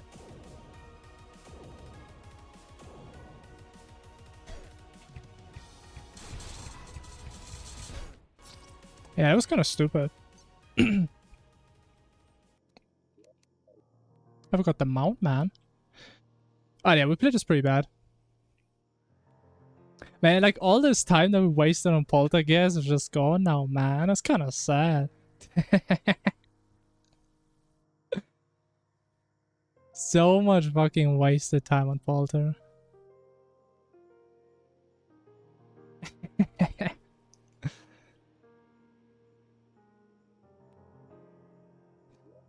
Alright, I mean, at least we got here. Even though I can't. Yeah, honestly, we played this horribly. Did a lot of mistakes. Like, also was my dodge in the first phase. Now, I did have the Heart of Darkness still in. I don't know if that made the first phase last longer, so we would have avoided that. But yeah, it was just... that was horrible. But to be fair, the round was awful anyway, so I'm not even bothered by that, man. 5 hours till dog is... that's bad. That's not good. But okay, at least we're done with that, and we can just forget about that. Go next. Next being number 36. The legend himself. Oh, that's the legend. Silver 7. Yeah, Silver is huge. That's like one of the big reasons why I love to play Summoner or Mage late game. It makes it pretty hard to die. Time to roll pre-armor now, man. It's hardcore. Hey, we got reminded.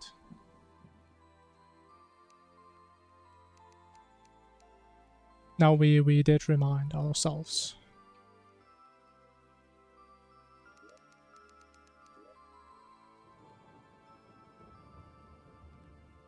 Goes after wall.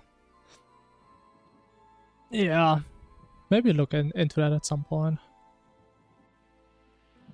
The issue is though, even if we skip Plantera and Golem, I think we still have to do both still later. Like we still have to go to Golem because we need Ravager. And we probably, especially in hardcore, we still want to do Plantera to get the life roots. And actually, I think we also need the No, actually, we don't need it. Technically. But yeah. It's okay, just try again. I mean, that's the same way I'm thinking, right? I mean, we just try again, right? We just make a new world. Yeah, we need to dog again. I mean, we do have faster weapons. Yeah, of course. I'm just saying, it's not that we completely skip them. We would just shift them until probably post-monod. Yeah, thanks. I'll try my best this round.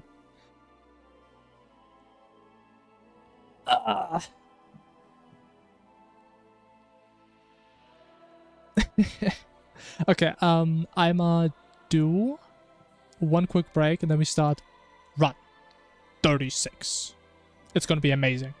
Alright, I will be right back.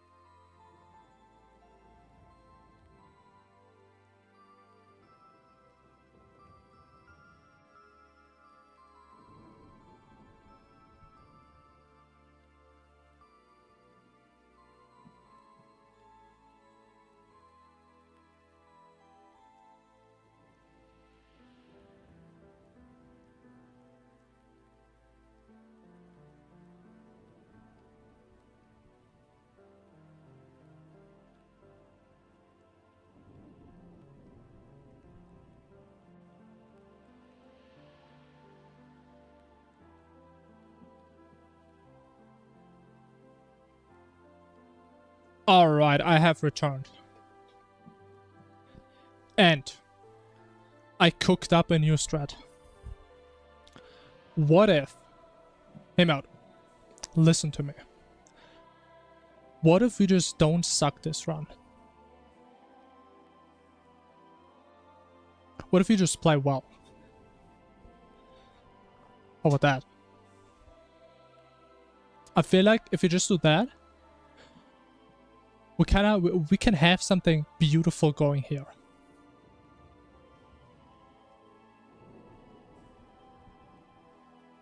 What do you need Golem and Plantera for? Why not?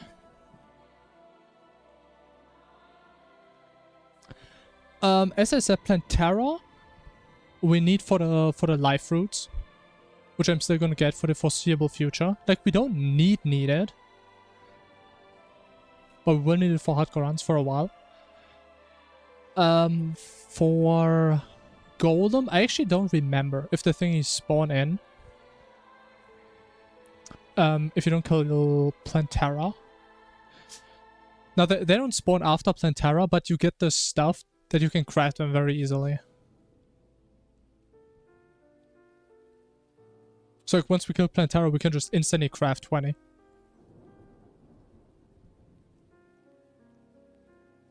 But anyways. Also, what I was saying is, with Golem, maybe I phrased it wrong. I didn't mean to say we need to kill Golem. I meant to say we need to go to Golem. Right, because we still have to go to the temple. Even if we don't have to kill him. So like, if we skip Golem, but we still have to go to the temple, I mean, it's still kind of time where we have to go there, right? But yeah. Anyways. 36. The legend. This is going to be the last time ever in our lives to witness run 36. And here it is.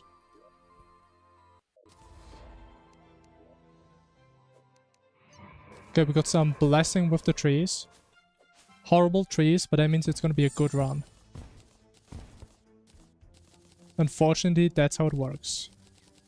I don't make the rules. I wish I would.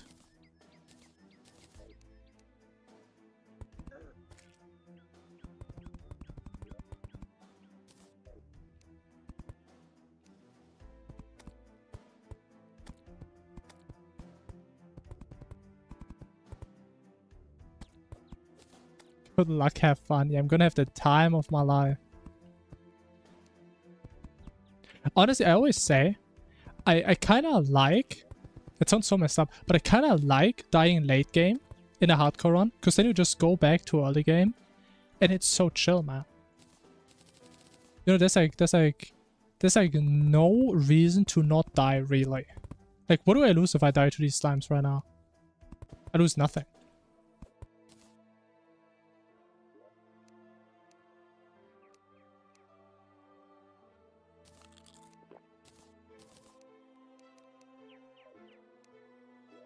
As I would lose that chest. Would be a little bit unlucky.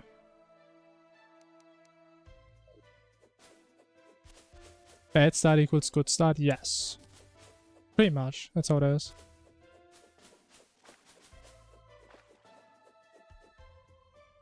I mean, honestly, man, I had runs before where I lost more time on generating the world than actually playing the world. Like, if I would die right here, it would be one of those situations. I think there's a non-zero chance we just get cooked here. These things just want me, man. Oh no. Ah! These things just want me, bro. They're out for me. I maybe should have played this a little bit differently. A little bit smarter, perhaps. Let's go. We all witnessed the legendary run 36. Incredible. But now, 37. My favorite number. My favorite prime number. This gotta be a good one. Yeah, maybe you should just skip 36, honestly. Or 37. Look at this guy. This guy looks just like me. He's old and he's wise. He got that knowledge. He may have weak bones, but he has a strong mind. He has a strong mentality. They sucked me or what the? Yeah, for sure this time. Gotta be this time.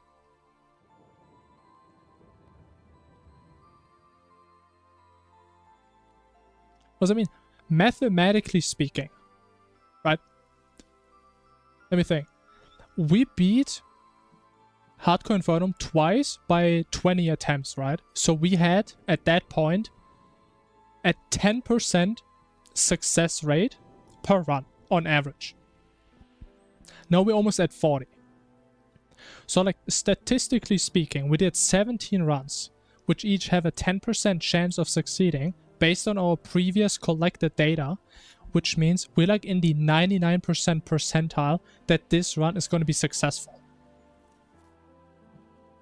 At least.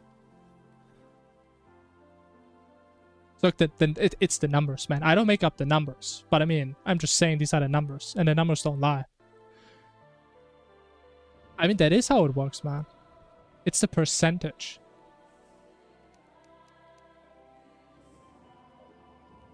See, that's what I don't teach statistics in like lower grades. Because I mean, you need a pretty big head to get all that knowledge in there about how percentages work. But lucky for you guys, I'm just as wise as my character. I got that knowledge sucked up.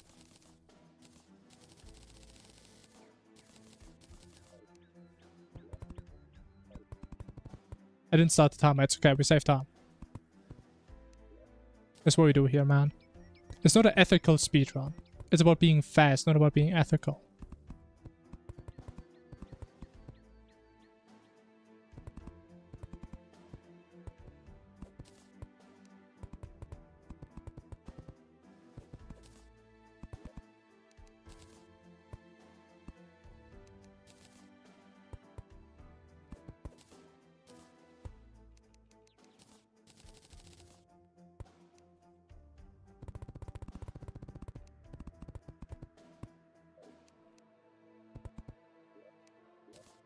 Good statistics today, nice. Better pay attention, man. That's an important subject.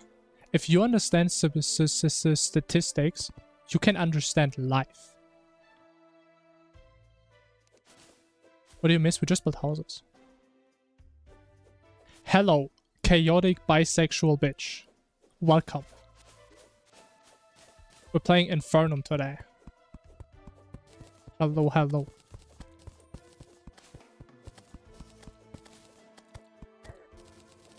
Yeah, I definitely haven't died today yet.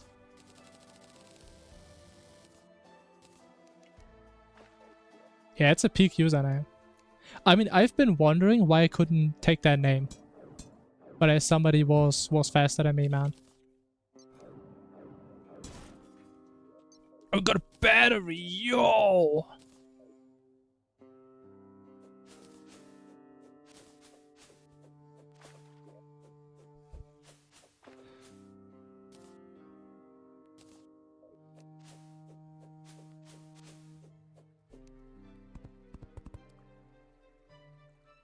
Okay, I'm not sure if that's connected with your streak, man. I'm gonna be honest. Wait, what the hell is that? Well, why is there like a 3x5 here? What? That's interesting. Why they're flying lily pads up there, bro? I'm telling you all, man. It's the statistics. This run is just blessed. It's mathematically blessed. Okay, take that back. Oh my god. Yeah, the busted is I can't even talk about that now. The fucking dash is amazing, yeah. Oh no. My arch nemesis. I don't want to deal with jellies, man. These things annihilate me. Maybe I shouldn't have come down here, man. How do we kill this thing? Can I just do this? Okay, wait. Let me cook. My arms are too small. Oh! Oh my god, I'm so smart. Oh, have we got a jelly? Haters will say I'm cheating with the jelly RNG.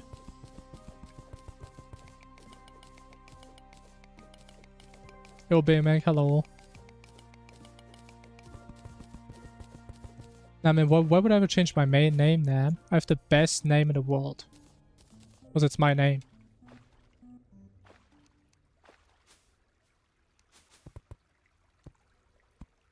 Least smartest move true. It just shows how smart I am. However, of course, I'm an exceptionally good Infernum player, right? But I'm also very humble. And again, I know it's like mathematical luck on my side. So it's not all my skill, you know. I know it may look that way. But it may look like you guys are watching the best gameplay that has ever been played game, you know. But that's not all it is. Okay, how is there still a crimson, bro? It's okay, I will redeem myself.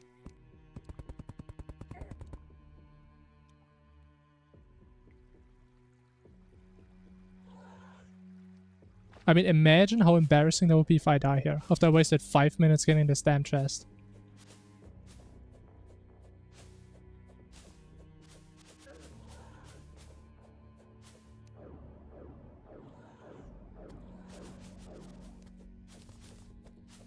See, I mean, I'm just that good at navigation.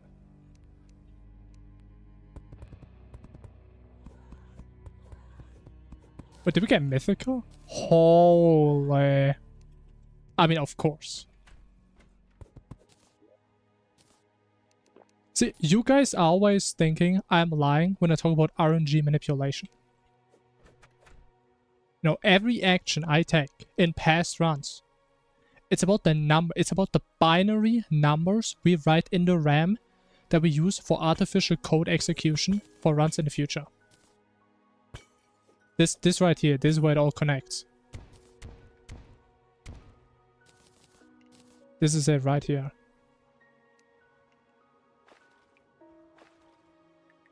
I mean, you guys think you're just watching a normal Terraria stream.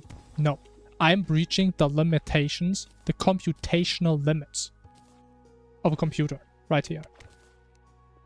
We're going beyond what people think is possible. That's what we do here. Okay, man, you can't leak my RAM numbers, man. It's not allowed. That's too much.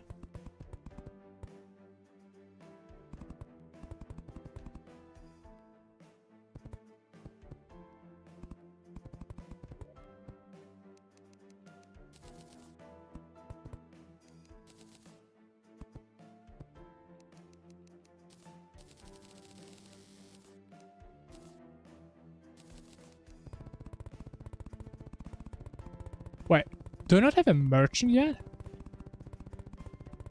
Okay, we may have like the mathematically best run start possible. If you don't get a merchant though, we're gonna be cooked. I mean, I was about to say, man, he better move in right now.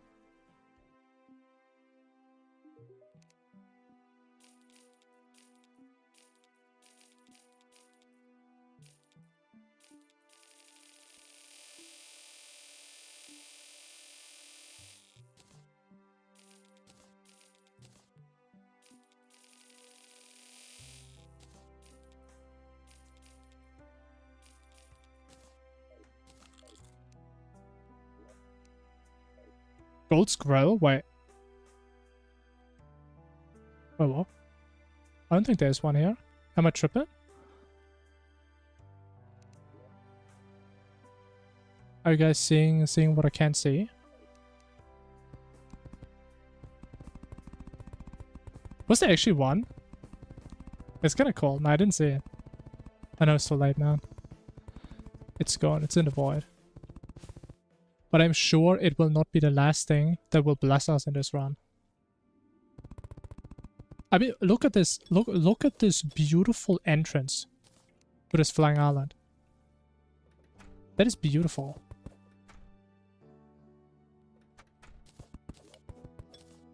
Normally we have to like go around. I mean, like they still need to dig a little tunnel, but I mean, we don't need it. Now imagine we also have the Onyx mount in our elevator. Imagine the possibilities. They would be endless. I didn't put torches in here. I'm so goddamn bad. Okay, we have what, like 2 minutes? We should move in 2 minutes. Oh my god, that's faster than 2 minutes. I love my homie, man. Demolitionist never lets me down.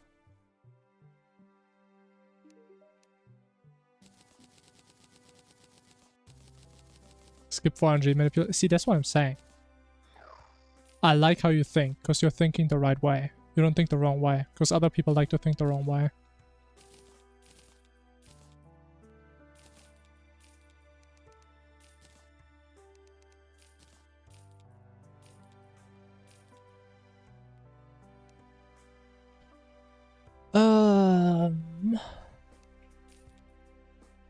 Oh, dude.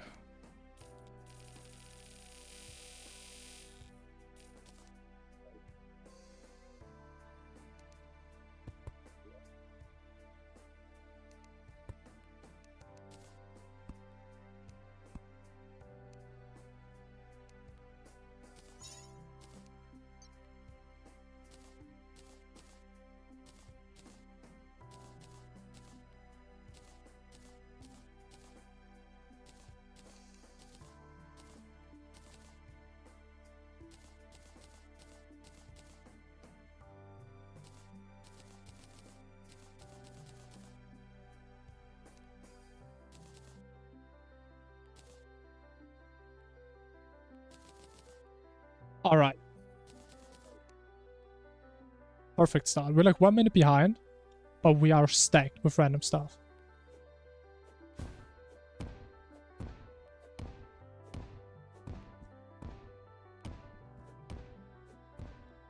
Let me check my PC, man. It's probably dying because I'm cooking that much, man. There's some heat going on right now. I never speedrun anything else now. Not really. As I always say, I'm like, I'm not really a speedrunner at all. Not at all. Like, you guys need to think of me as this run guy who likes Infernum way too much. And I just kept playing it until we got here, pretty much.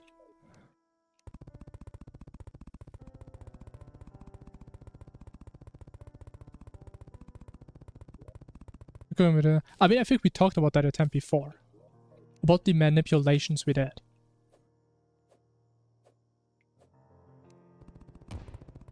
Average Infernum enjoy. Yeah, I think there's like 2 types of people, right? There's like the one type. They just play it once and they're like, holy, I beat it. I'm out of here. Then you have people that are like, oh my god, that was amazing. I will play that again. And that's how I got here. And I beat Infernum like 70 times. Amazing.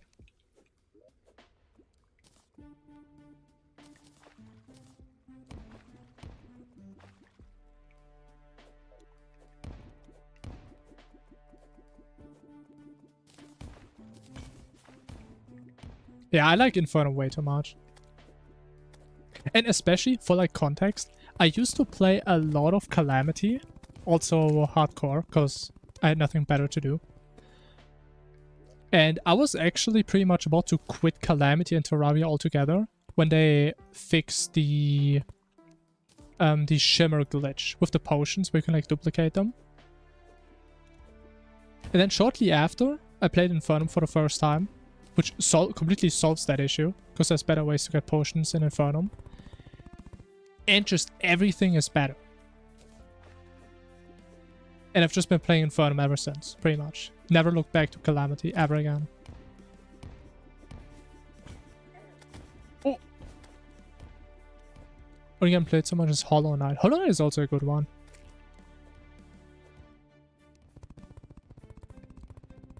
Hollow Knight is a really good one. But I never got too invested in it. And I also kind of like the random the random aspect about Terraria, which I think it's like I always say, exploration isn't like my main enjoyment in Infernum, definitely not. But I think it adds something to it, right? I mean, I could in theory just play the exact same seed every time if I just care about the bosses, but that would be a bit boring. And in Hollow Knight, I think all the rooms are the same, right? There's like no RNG there, I think. I could be wrong. Been a while since I played. Infernum have any wall jam problems or medium walls? It's not impossible, but it is very unlikely. Let me just say that.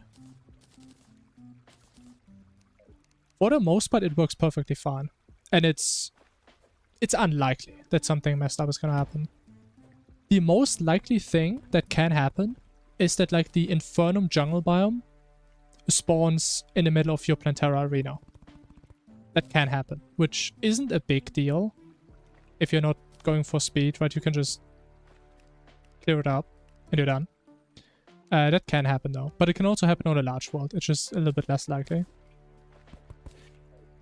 One other thing is the lab that generates in Hell can, in theory, generate very close to the Providence arena, and it just gets cut off, part of it.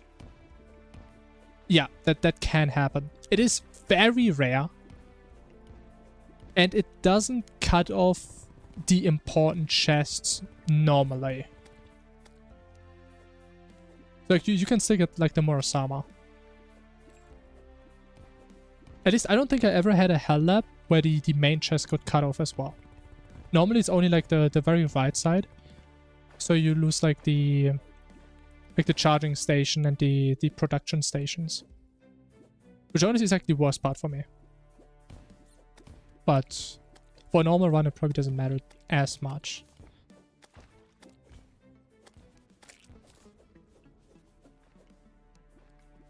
You're late? I mean, maybe. Hey, you didn't miss anything crazy. Trust. Terminus not spawning? I never had that issue on a medium world. But you have reawakened my PTSD of playing on a small world. Because I can tell y'all, never play Infernum on a small world. That was the worst experience I've ever had. Because then there's actually the chance that the entire... I mean, it's probably even a guarantee. What is happening? That like the bottom of the abyss just gets cut off by the hell biome. And you have no terminus and the entire abyss is leaking into hell for the entire playthrough. Okay, I think we just have to despawn them, man. I'm not going to deal with them normally. But I never had any issues with the terminus in a medium world.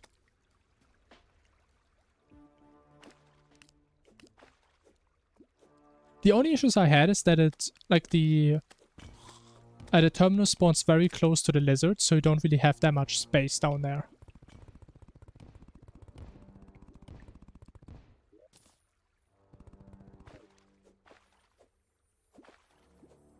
As I said, I would say medium is... It is very likely, if you make a medium world right now, that it's going to be fine.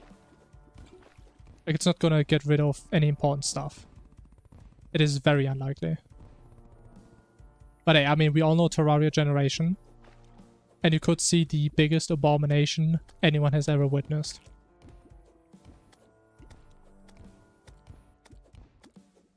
Drowned Abyss in the first playthrough. Amazing. I think there's a chest down there. Or there's a lab. Or there's probably a lab down there. Or just my dynamite not reaching. Because I'm not paying attention.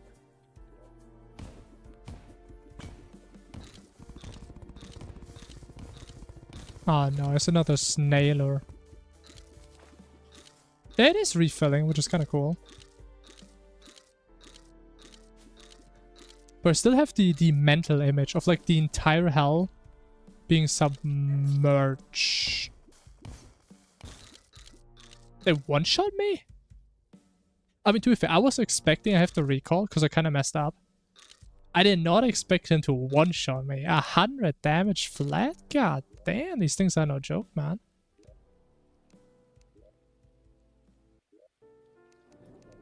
These are no joke.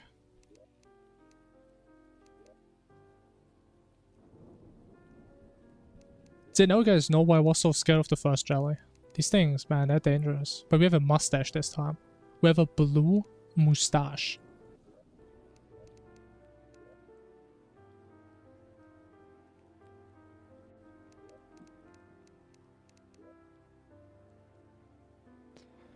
Yeah, I mean, it happens. I mean, as I always say, hardcore wouldn't be any fun if you never die. Because if you never die, you could also just play normally. Right? Dying is the fun part of hardcore.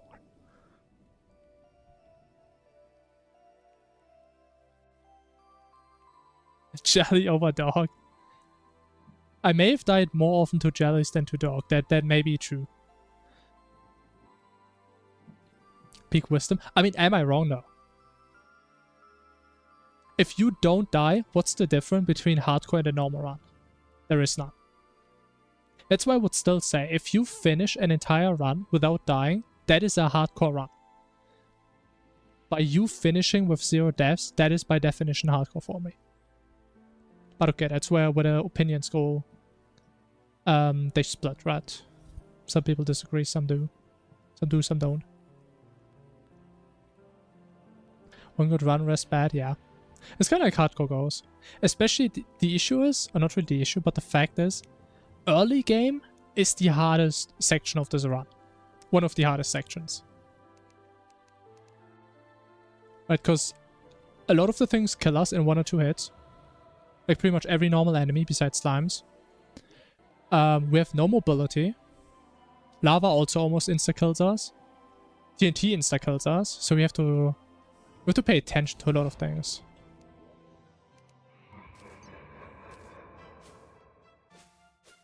But that's kind of like the nice thing about hardcore runs.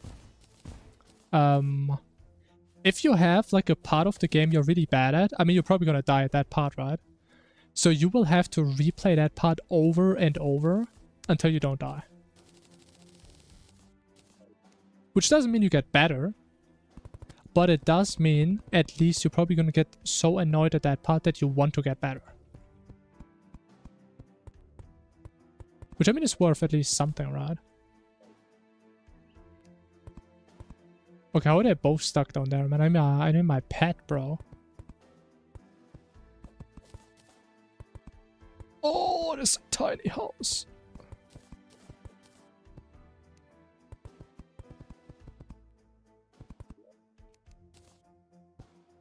And I have no wood. Oh my god.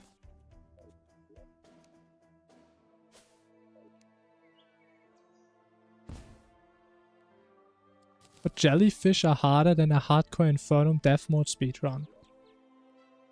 Yes. Bro, I died so many times to jellies and like the giant shellies in master mode runs in Calamity. These things are no joke. Especially jellies, they just jump up like 50 blocks. Like, they just do not care about you. They are out for blood.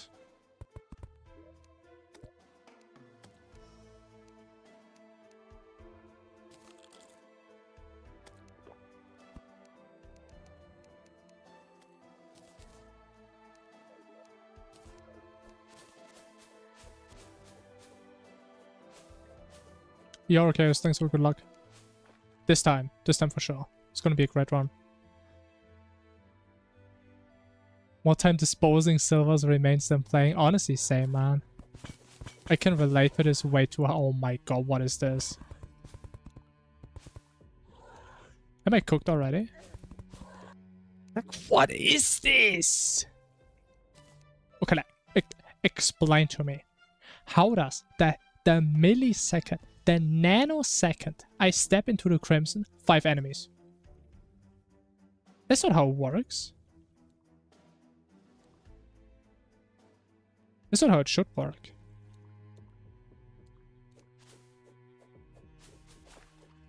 Wait, what is this? Exo Jesus. I do not care because I don't fight exos. That's my answer. Modded spawn rates. It feels like a goddamn blood moon, bro. I missed. Oh my god. Starting a run on Get Good Boy. Interesting. The legendary Get Good Boy seat. I mean, I would recommend you go into the world and you start to play the game. Then you go from there. So like the goal of this run is Calamitas. Calamita, we get 2 Crimsons, bro. I go insane.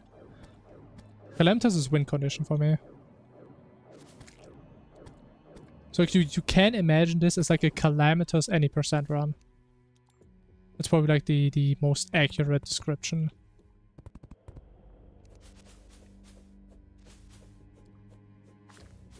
I'm always right. No, not really. I mean, we're kind of going left right now, no?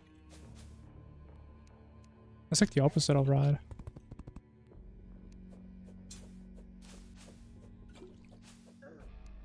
Like, how do I get a double crimson, man? I don't even remember if I had a double crimson before. Probably, but I think it's kind of rare. So don't touch me, man. It's a massive crimson as well.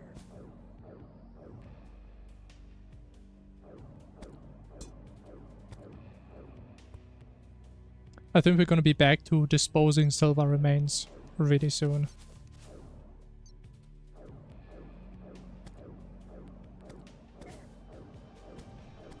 My god.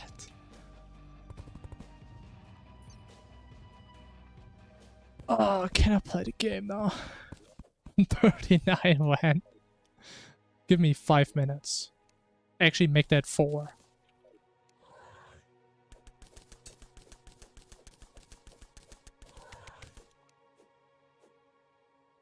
Man, I swear if I die to a clanker.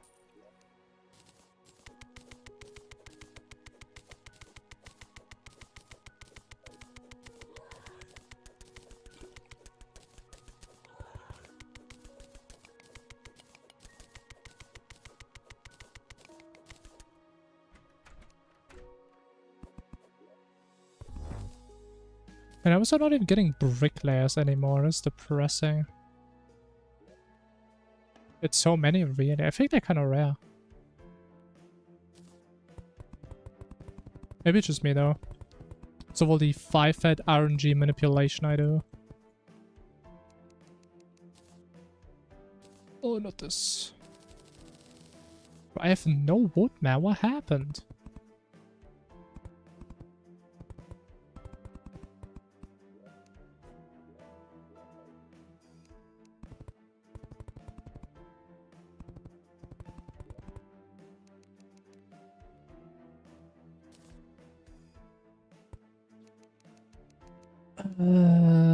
Yeah, we have no wood. Satch.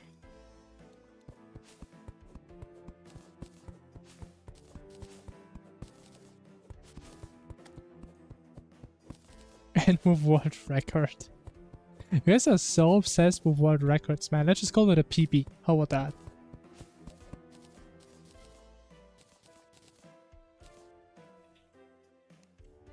How about that?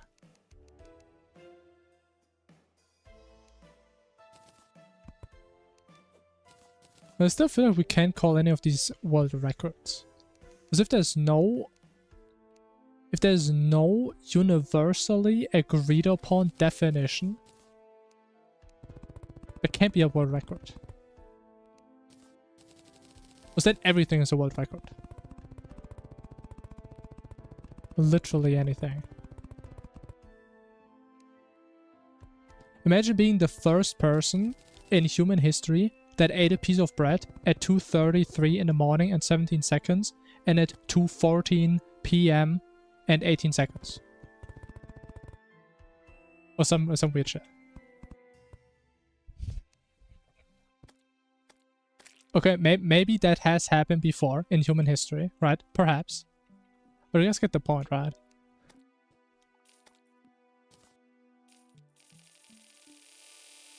Personal world record.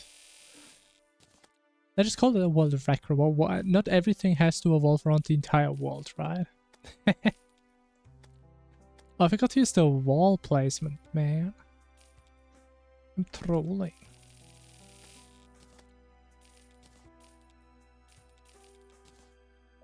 Alright. Would the small houses work? That is a good question. I just accept they work. And that is good enough for me.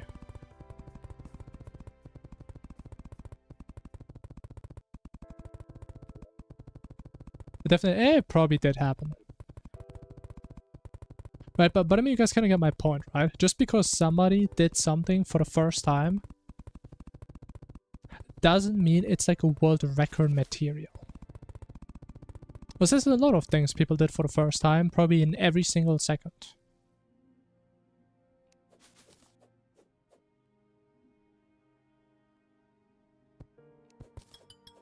There's a lot of things out there.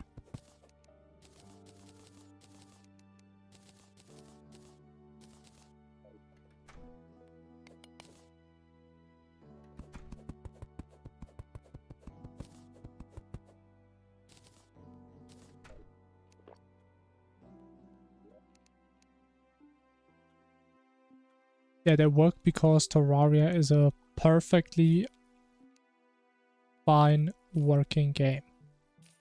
It is working as intended.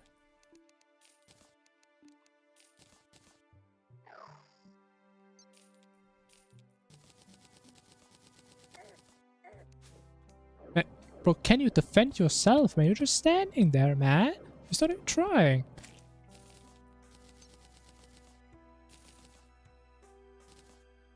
Uh...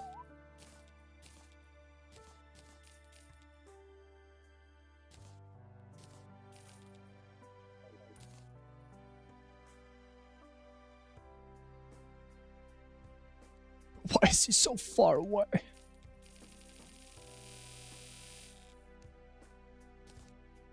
Yeah, and see, that's the kind of stuff I mean, right?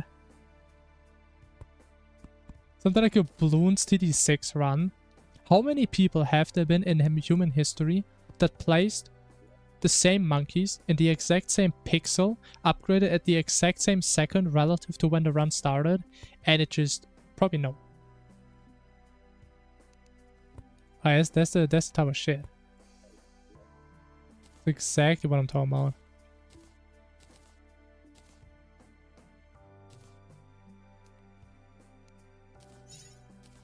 Oh no, so maybe it all has happened before. Maybe the future has already happened.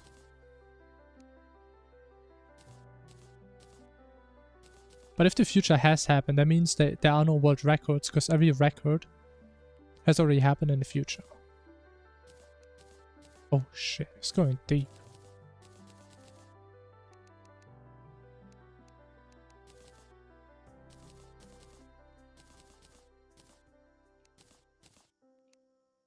Alright, man, I kinda need to hurry, man. We're kinda behind in time. I'm wasting my goddamn time out here.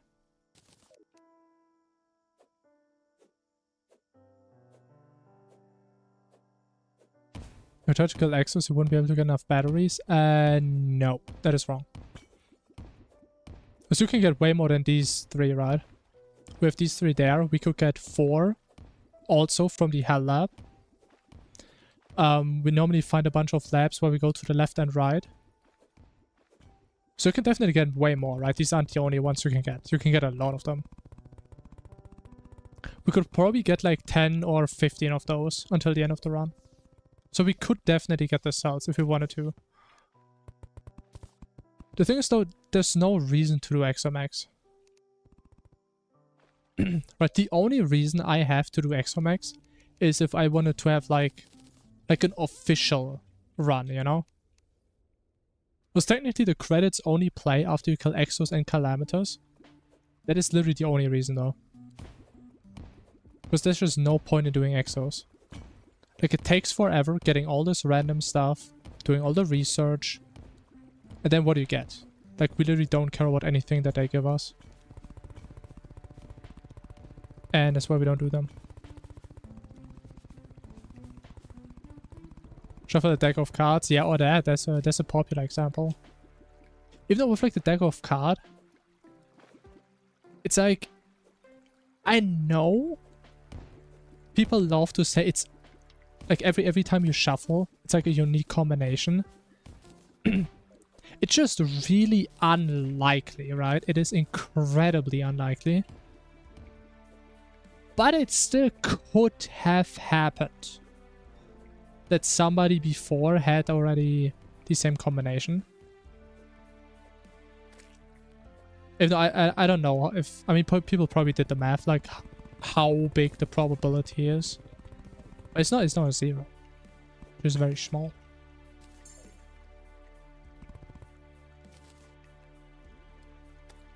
Yeah, no, it's a big number. It's a big number. It's a ginormous number. Good, but it never did. But I mean, can we really say this with 100% certainty?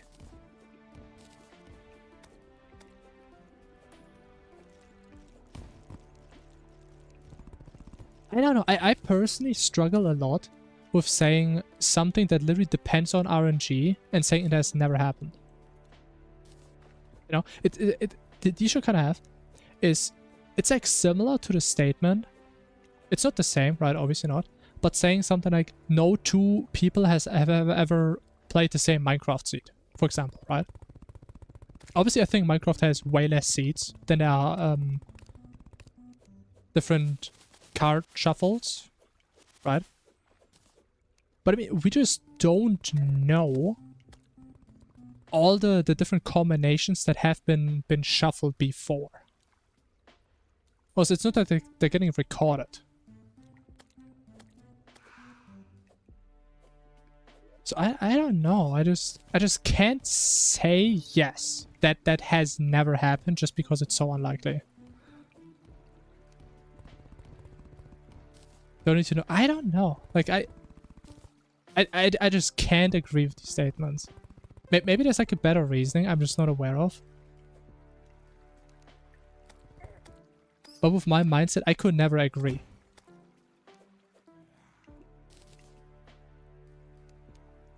Now, I would agree if we say it is incredibly unlikely, or it is incredibly likely to say it has never happened.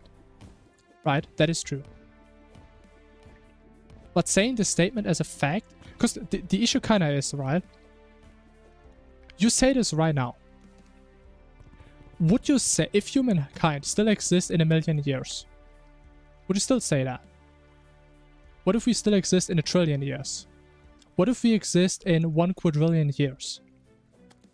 Right? Your statement would probably change over time. You would say, oh, maybe, oh, by now, maybe it could have happened, right?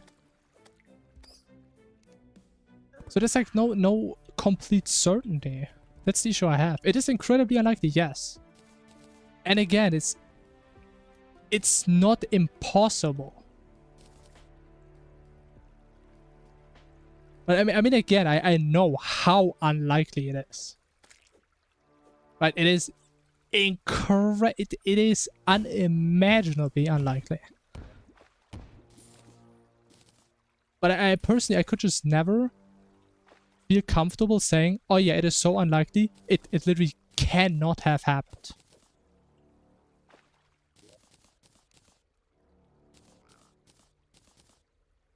Right? I mean, I don't know if that makes sense, but that's how I feel about it. But it's also like kind of me in general. I don't feel comfortable saying statements like they're true, even though there's like at least some RNG involved to it. Right? For example, like the question somebody asked earlier, like, hey, can worlds get corrupted if you play on a medium world? Let's assume there has never been any recorded history of a medium world being fucked up. I would never say, oh no, that can't happen. Just because no one has ever seen it. Because I mean, there is uncertainty there. Unless you know the ground truth, which would be, you know the entire source code by heart. And I mean, then we could still argue about like bit flips and stuff like that, so whatever. But I think that would go a little bit too out of scope. But yeah, maybe just me, because I want to be too precise sometimes. And that's how I feel about it.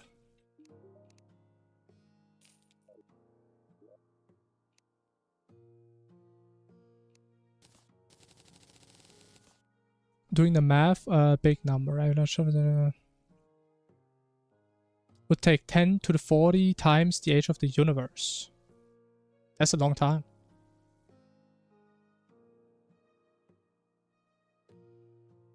Open 3 billion seeds. And that's why I said it's definitely not the same.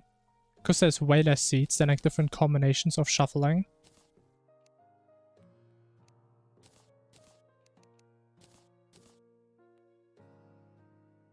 Those numbers we don't have big enough history? Yeah.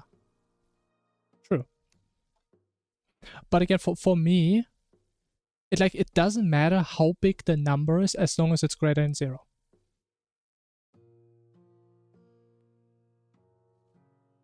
Right? If something has a 10% chance, or a 0.1, or a 0.0001, or a 10 to the minus 5 quadrillion factorial, it's not 0. And again, I get the whole argument where like, even if the entire universe would play for its entire duration 50 quadrillion times, we still wouldn't get it. It's still not 0. And I know it sounds like such a dumb counter argument, And I might be honest, I don't even know if it makes sense to think this way. But that's how I feel about it.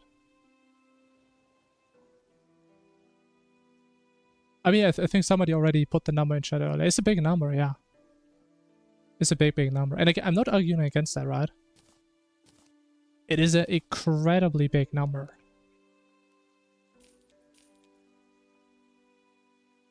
But I mean, isn't it kind of like the same argument of saying, what are the odds that our universe is exactly the way it is? Like, what are the chances of getting a random universe that has every single atom in the exact same place we have? What are the odds of that? I mean, probably pretty low, right? But here we are.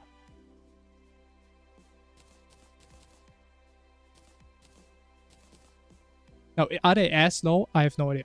Probably not. Because how many atoms are there? Like 10 to the... Actually, no, there's like 10 to the 70 or something atoms, right? So it's actually more than shuffles. Honestly, I feel like this kind of goes into philosophy. It kind of like leaves the area of math.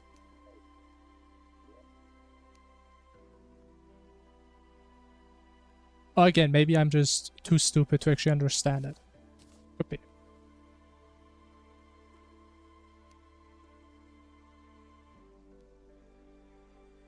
Honestly, I cannot really gauge how many zeros that are, but I think it's like, it should be like 70 zeros or something, or 60, 70, 80 zeros, something like that.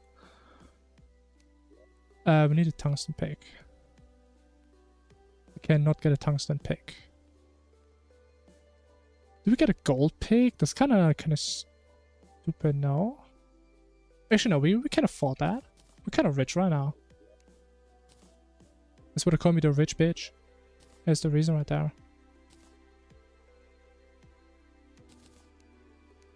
I need potions. When I'm yapping too much, I'm forgetting what I'm doing.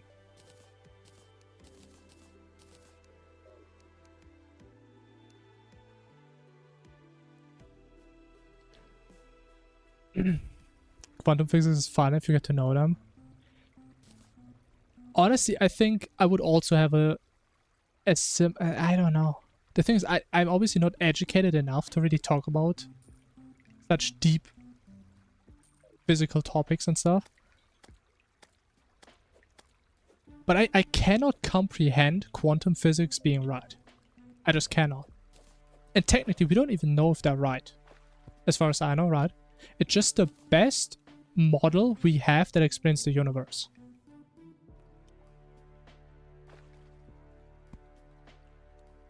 We don't die here, right? Oh, it's not even a trap chest, damn.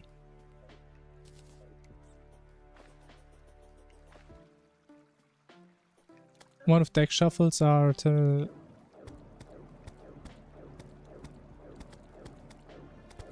$67? I think that's wrong. Actually, no. Maybe... What is it? Actually, no. It could be right. Could be right. It's just 52 factorial. I'm not paying attention. I was thinking too hard about the number. The thing is, I got confused because of the 52 factorial. And you came with 67. But yeah, it's gonna be bigger than 52 zeros. Wait, actually, no, that's not how it works. I mean, it's a big number. Sure. It's a big number.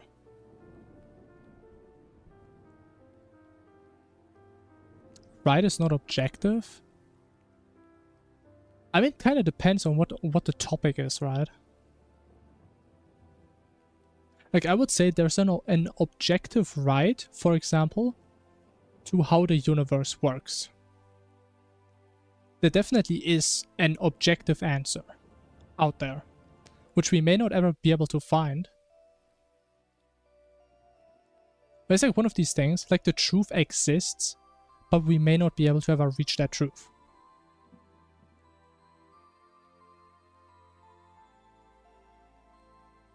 Now, it does get a bit more complicated with like ethics and morality. Right, it does get way more complicated with that.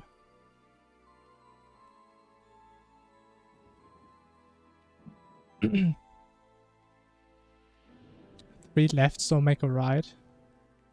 Yes. That is true. I'm not sure what you're trying to say with that, though. I'm gonna be honest. We have a shuffle a deck for 2,000 years, 1 billion times, every day. Then it would be less than 0, which honestly isn't even that incomprehensibly low.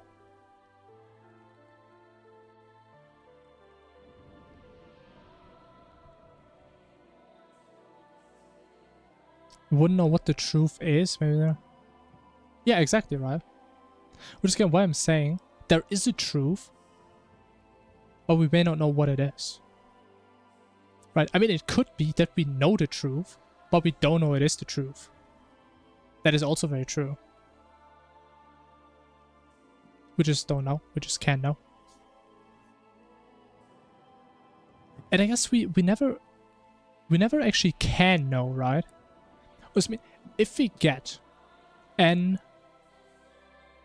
physical model that explains everything in the universe, or everything that we know about the universe, is it the truth? We don't know. Maybe there's things in the universe we simply don't know of yet where our model fails. Was this kind of like the issue we had with was it gravity or relativity? Where like the entire model just breaks when you go close to black holes. So it worked fine for everything, but for this case. And that's kind of how... I mean, honestly, I'm a little bit biased by my beliefs sometimes. But that's kind of why I kind of hope that quantum theory is wrong. It's like, I just cannot comprehend that our universe is not deterministic. I cannot comprehend that the movement or like the state of a particle has randomness involved. But again, as far as I know, that is pretty much what quantum theory is. Right? But like, you can't observe its speed without its state, or not the state without its... I don't know, it's complicated. But it is our best understanding, so maybe it is true. But if it's the truth, it is a little bit of a mind bender. There is faith and there's probability. There's a lot of things out there, man, and it's complicated connecting them all.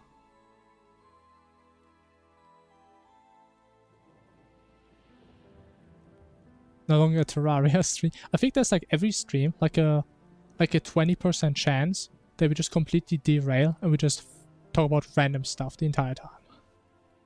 That does happen sometimes.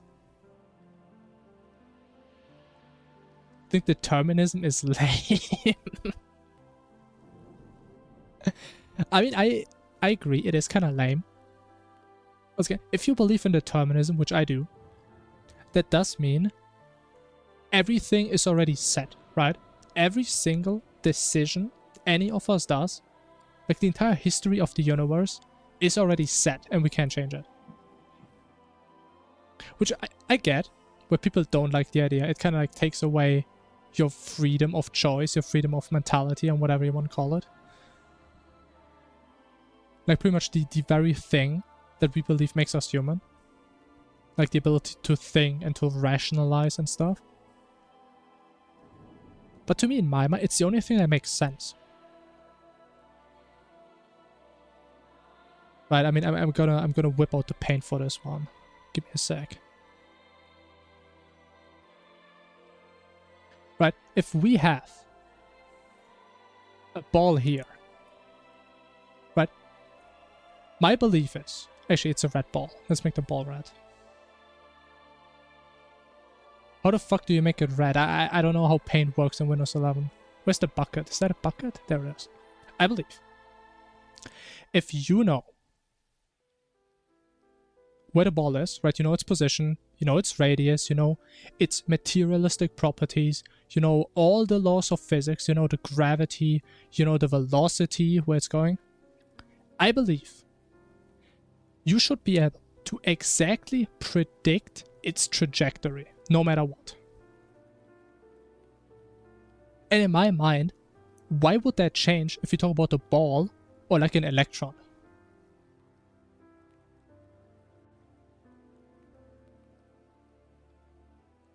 I don't care about freedom so much, but it's I mean, it sounds interesting, right? But again, it just doesn't make any sense to me.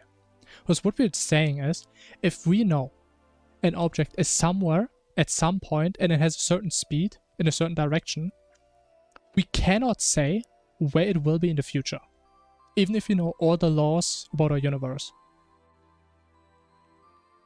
And that is the part that is so inherently contradictory to me. And I mean, I've heard from like a lot of physics people already, it is very counterintuitive.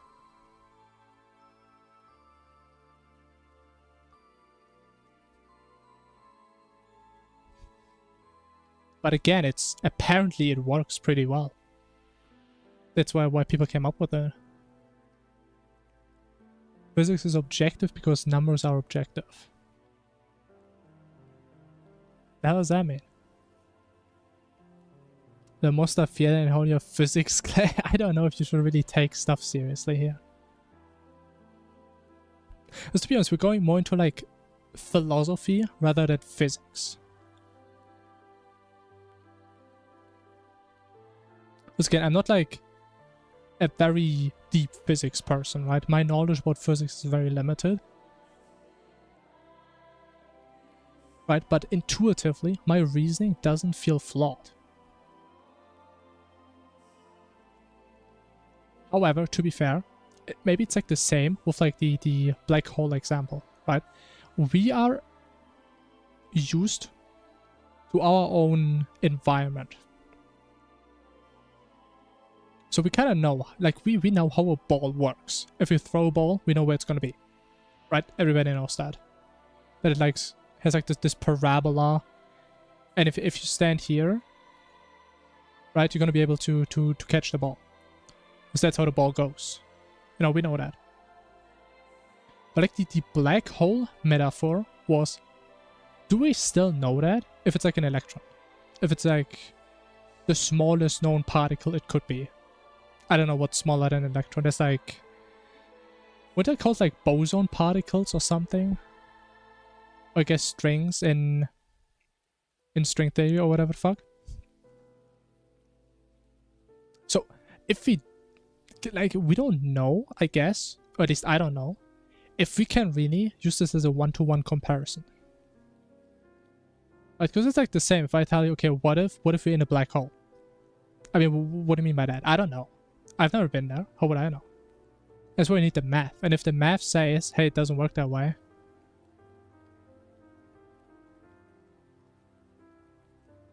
Okay, guys, what I'm trying to say. If you have a ball, right? We know how the ball works. Somebody throws the ball, and we know where the ball is going to land. Right? Question is, if we scale this ball down, make it smaller, make it even smaller, until it's the size of an electron, or like the smallest known particle to mankind, does it still obey the same laws of physics?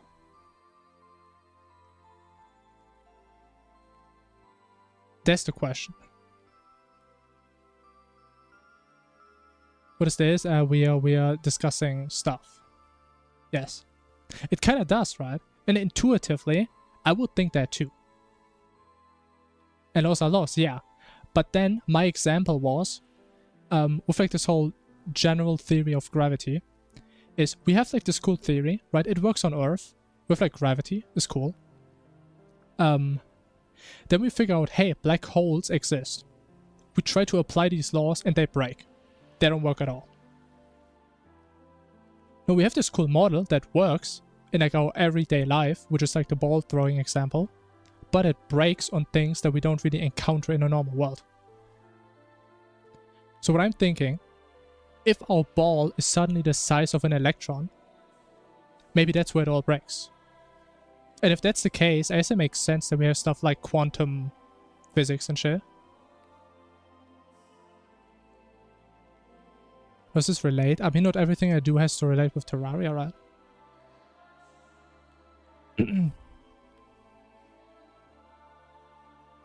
About photons? Yeah, I don't know what the smallest possible thing is. I don't know. Again, I think there's like boson particles. I think these are pretty small. I don't fucking know. Which is, again, this is not a physics class. This is more like a philosophy class. Which I like to call my monologues if I talk about things I don't actually know anything about. So don't take notes here. Propaganda? Nah. It would be propaganda if I would tell you guys this was correct, what I'm saying.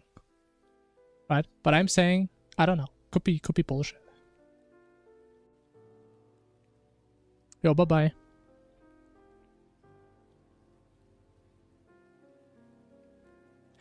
1, 18 to... What does that mean? I don't know if these are mean numbers or the size in comparison to something else. If you would tell the truth, is it still propaganda? I don't think so. Because the idea of propaganda is, right, I try to convince you of a truth I know that isn't true, but I don't tell you that it's not true.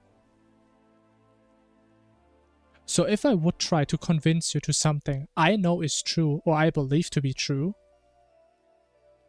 I would say per definition that's not propaganda, right? Or at least intuitively it wouldn't be.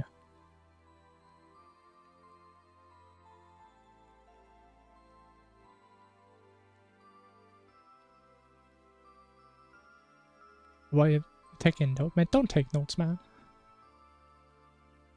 It's like, think of a new color. You can't. Yeah, and honestly, that is a good example, actually.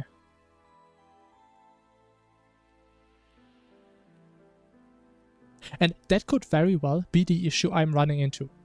But my only frame of reference are things that I've known of, that I've heard of, that I've experienced.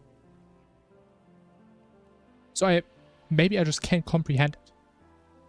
Because I just can't relate to this.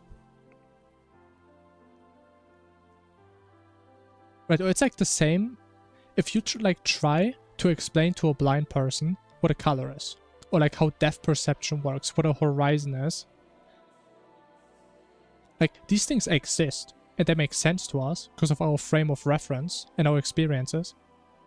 But if you're blind, you don't have this geometric understanding. Or actually, this is probably the wrong way of saying it, right? It's kind of hard to comprehend stuff like that. Imagine how infrared works. I mean, if you go into like wavelengths of light, that is too much for me. That is still so weird to me.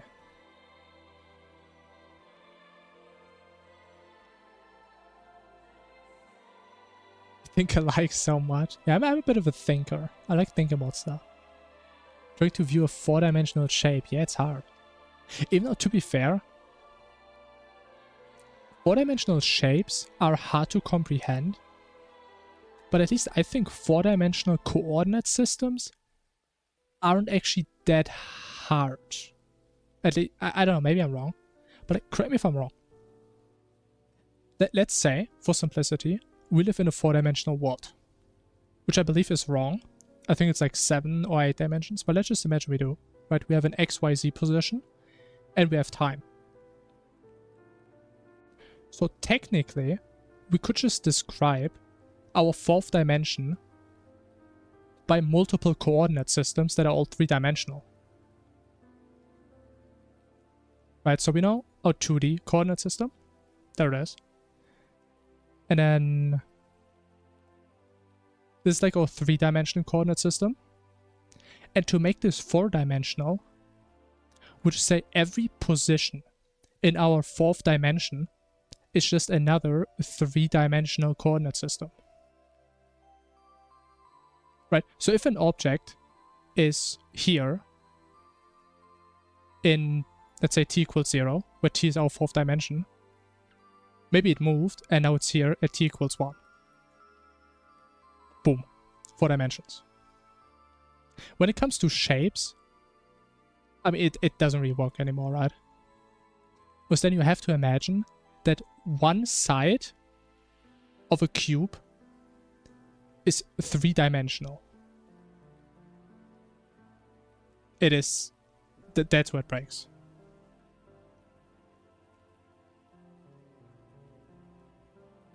I hate thinking about stuff, makes me go insane. Can I know what you mean.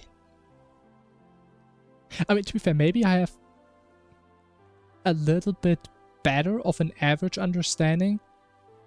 Because in like computer science, you deal with like high dimensions, right? You have like 4-dimensional lists or like 70-dimensional data sets. So I had to think about stuff like this before. But again, it all breaks down at shapes. Shapes, you just can't comprehend them anymore.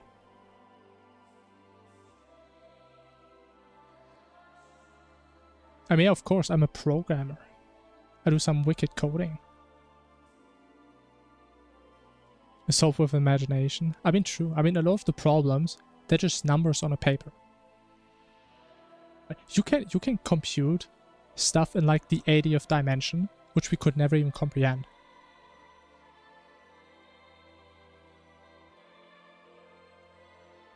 If you can't visualize it, you can't understand it. I mean, maybe it comes with time. I mean, it kind of depends. Some things, you just can't comprehend them. Right, but you can still understand them. It's kind of the same with like the shuffling the deck of cards, right? But like this number is incomprehensibly big. You cannot imagine how big this number is. But you can understand it to a point where you can at least say, okay, it will probably never happen. Probably.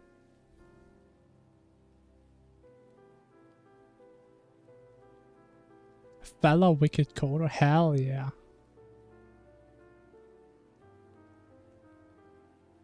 But there's some interesting stuff.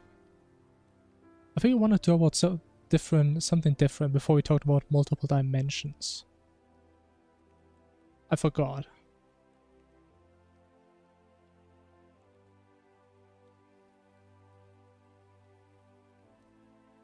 Stuff like biology. I mean, I obviously don't know how your classes are. But most of the things in biology, we did have like nice visuals. You know, some things like suck, right? If we talk about like the... oh, what was the name? There was like this cycle, how ADP gets transformed into ATP, right? Which is like the main energy molecule in plants. Like there's no visual for that, right? You just need to memorize it. But a lot of the things they do actually have stuff. They have like visuals. Right, if we talk about like an... I don't know what the English word is. If we talk about like a nerve, where it has like these little gaps where like molecules go in, and by that like the charge changes from like plus, minus, and it just like swaps. Like some of it does make sense.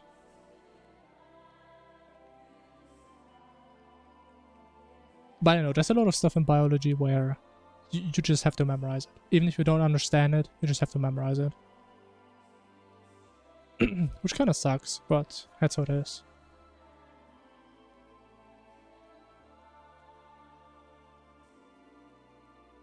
A new type of stream unlocked. I mean, it's not the first time that we went a little bit deeper into like the philosophical aspects of life. It's kind of rare though. Because I think actual, proper philosophizing is something you do in a conversation. But I mean, you guys have heard me yapping before, probably, if you've been here before. And I think there's only so much, so, like how far you can go on your own.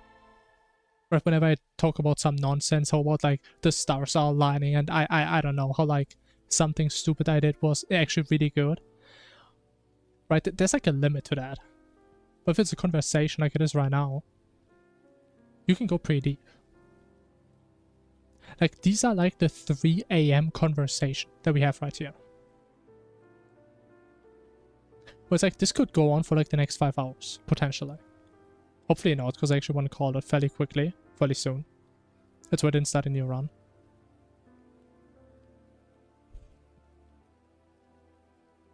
And that's kind of what philosophy does, right? Yeah, it's just comparison of views. Because that's the nice thing about philosophy. For the most part, a lot of the stuff in philosophy, it doesn't matter. It doesn't really matter if I think the universe is deterministic or indeterministic. No one cares. But I like how philosophy teaches you the art of thinking and expressing yourself. Which it's kind of like, it's like training. It's like training on how to think. And these are like things you can just think about them very long. Or like, let's say something like, I think most people, if you ask them, hey man, do you think you're deterministic? Right? Do you think every action you will ever take is already determined right now? I think most people could give you an answer instantly. They just have a feeling what it is. But if you actually ask them, that's where it starts. Like, some people could think about it for 10 seconds, be like, yeah, I mean, that makes sense, sure. Or you think about it for like the next 5 years. That's why I like these. I mean, they're kind of like default topics in philosophy, I think. But it's nice because they have like, they have as much depth to it as you want. And again, these are like playful topics. I don't think they actually really matter that much. But again, it's just nice to play around with them. Just think about it.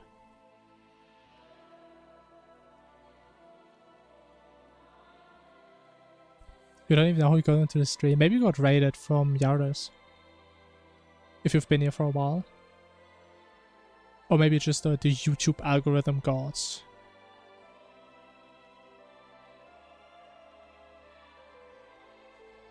I feel like Gojo. Nice.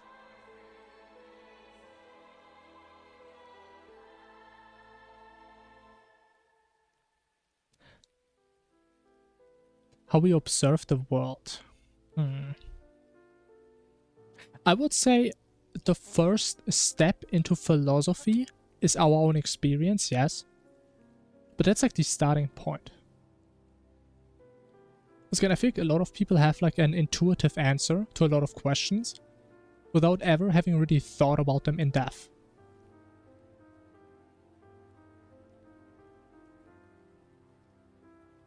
It's kind of like if I ask like an average person, hey, if you divide 1 by 0, what do you think the answer is? And I mean, some people probably say, oh, it's infinity. And some people who actually put that in a calculator, they say, oh, it's 0. But I think a lot of people never thought about why is that? Why is that the case? And it's actually pretty interesting. So it's like the stepping stone. It's like your current experience, but you can think beyond that. Question your assumptions, yeah.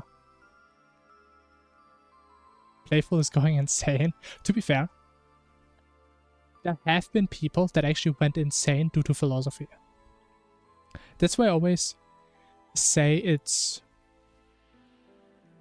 like, I wouldn't take it too serious. Let's just say that.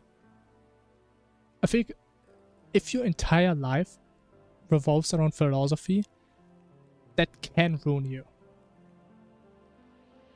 Right? Because if you believe super hard in the idea of determinism, it doesn't matter what you do. It doesn't matter what you think, because it's already determined what you're gonna do. So you kind of just lose all motivation. At least that's like how... Isn't that how René Descartes, where he just spiraled into insanity, I think?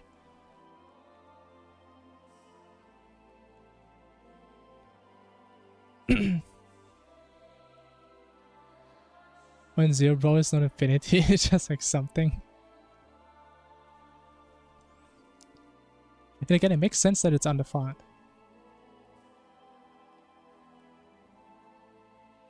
Because I mean, if you just draw it, right? If you just draw f of x is 1 over x.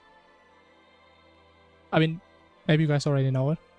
But the function looks like this. Well, like, technically, we could say, if we don't care about the negative numbers, we could say 1 over x is infinity if we come from the right side. Right, we could say that. However, in a general way, if we don't do like additional constraints, if I tell you, hey, what's at 0? You cannot give me an answer. Because up here, it's infinity, but down here, it's negative infinity. Or not actually, but it goes towards infinity, based on which side you come from.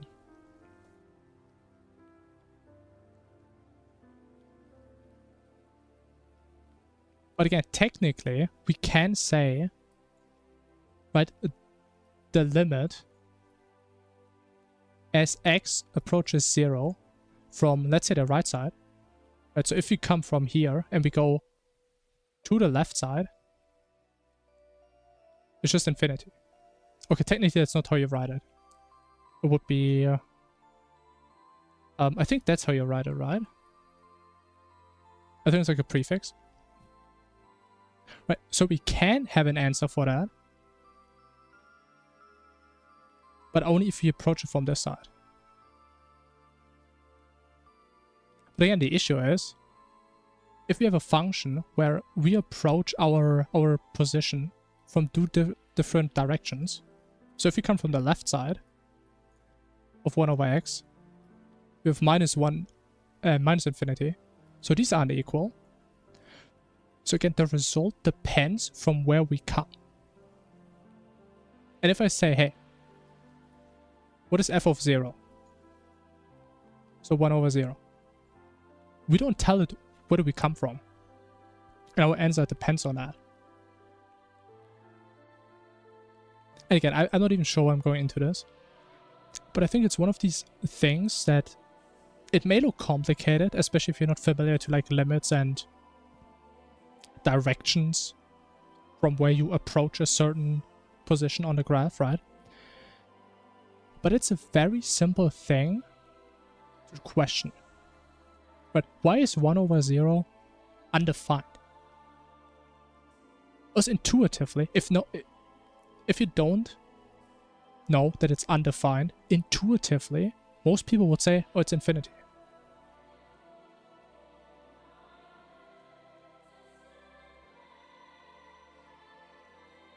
It's like you just divide 1 by 0, and by 0, and by 0. And how often can you do that? I mean, an infinite number of times. When the way of truth. When the way of thinking. Do we start over differentiating? Yeah, but I think that's where it starts to become a little bit less accessible. And also it's a little bit more intuitive. Maybe not intuitive, but it's more, it has like a better use case. If that makes sense. Now, bro, I'm thinking so hard. There's like a black hole starting to form in my head. There's like so much knowledge aggregating. It's becoming the central black hole. Okay, these are just examples, right? Things that are, I would say the basic idea is simple. But actually thinking more about it, you can actually understand, okay, why is it that way? Of course, it's a bit different in math because there is like this answer.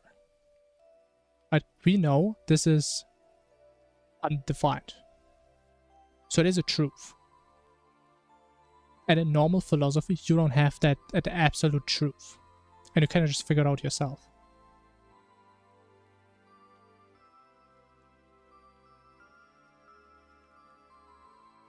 How you get the info of how long the fight was and damage and stuff? Wait, what are you talking about?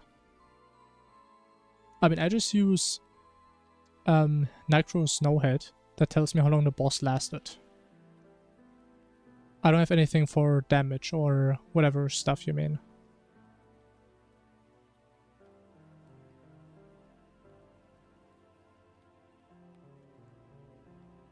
I wish I would know everything. I've actually never heard anyone say that. I should do alright. It was an easy solve.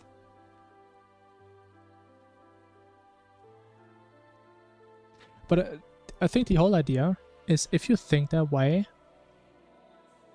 what they really want to say is, I just don't want to think, get to an answer, I just want to have the answer. Which honestly I can understand, because not everybody is into this. Right? Not everybody likes thinking very deeply. And we're not really doing math, we're just thinking. Very hard. We're all rubbing our last remaining 2 brain cells very hard together. To try and form our first thought.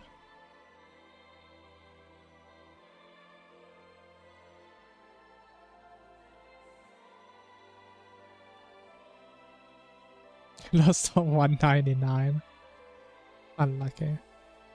But if you lose on 199 without abilities, bro, 200 is gonna be brutal. You have like... No, wait, let me think. No, 200 was 1 bad, followed by 1 fortified bad, right? Or the other way around. No, it's 1 fortified followed by a normal one, I think. That's a brutal round, man. Better be careful even if you have abilities. Yeah, we're not gonna think about pre-armored cultists. That is too much thinking. What? What are you talking about?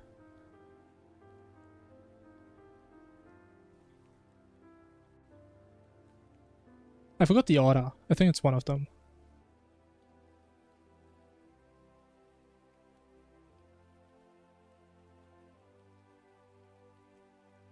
But yeah, how did we get here? How did we get here? I think we talked about quantum physics. 5 reinforced bats? I don't think so. I don't think that's true. I think it's 2 bats. BTD 6 or rounds?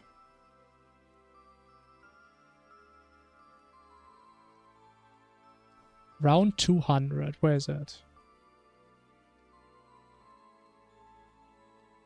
Oh yeah, we started with the deck of cards. That's where it all started.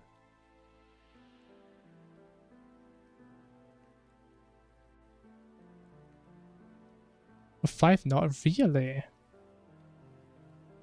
Where's the... Oh, I have to go on the fandom wiki. Oh my god. What does fandom wiki still exist? But what are you talking about? Round 200 is 2 fortified bats. I don't think you're playing normal mode, man. What are you playing? Are you playing like RBA? No, ABR? Round 200 is just 2 fortified bats, man. I just looked it up, man. I don't know what the hell you're playing, bro. I mean, honestly, how does fandom wiki still exist? That is crazy to me. Playing on hard? How do you have 5 bats? I don't know. I mean, it's a set round. Like, it's always the exact same. So I don't know how you get random stuff there.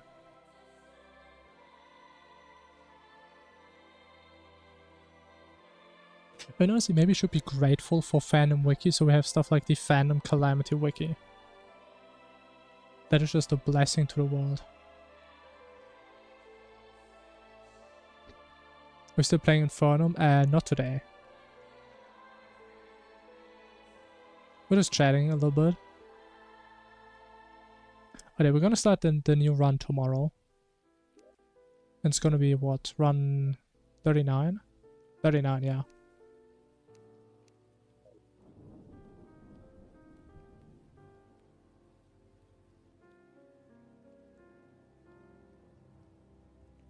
Okay, honestly, I was expecting after I died the last time, I just talk about random stuff for 5 minutes and then I call it.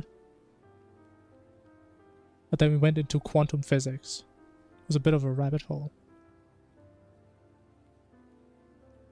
Learned everything that's on it. Oh no. Bro's gonna fail the Calamity entrance exam.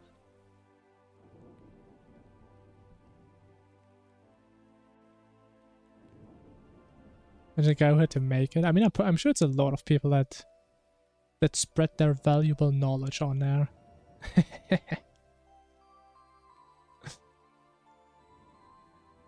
Maybe I should go over it at some point on stream. This shit is funny. I don't know, do they still change it? Because I don't think it's getting fixed. Actually, I don't even know if there's not safe for work stuff on there. I probably need to check that. If everything about that.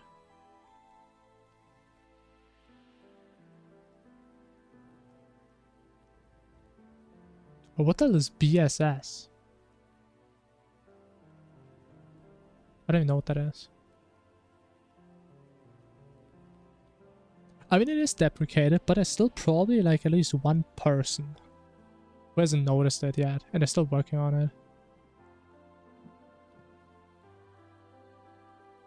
It's 10% drop. I mean, it probably feels worse than that. Reading Infernum from fandom guides. Oh no. I don't know if you could even beat the game, bro. They're just unironically gonna tell you to either get an item that doesn't exist or use like the sand gun against Calamitas. Bee Swarm Simulator. Yeah, I would have never guessed that.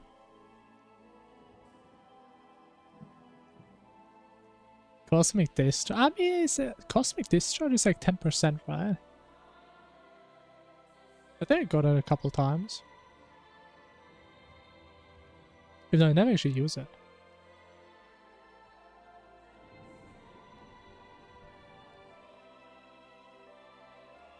I think after Dog we always swapped to Ranger, so I never really had a reason to try different weapons.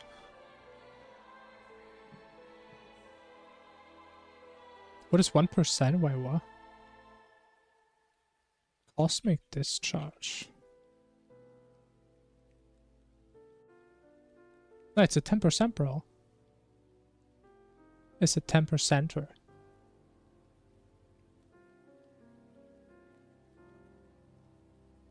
Honestly, I never even used Community. I mean, is it really good? I mean, it just gives you a bunch of random stuff. I mean, I guess it can be nice if you actually do all the bosses. I guess. But if you only care about like damage or sustain, and you skip some bosses, I guess there's better alternatives if you just want to focus on one thing. It's minus 1% drop rate. Alright, sure. I'm sure your feelings are correct. And the wiki's wrong.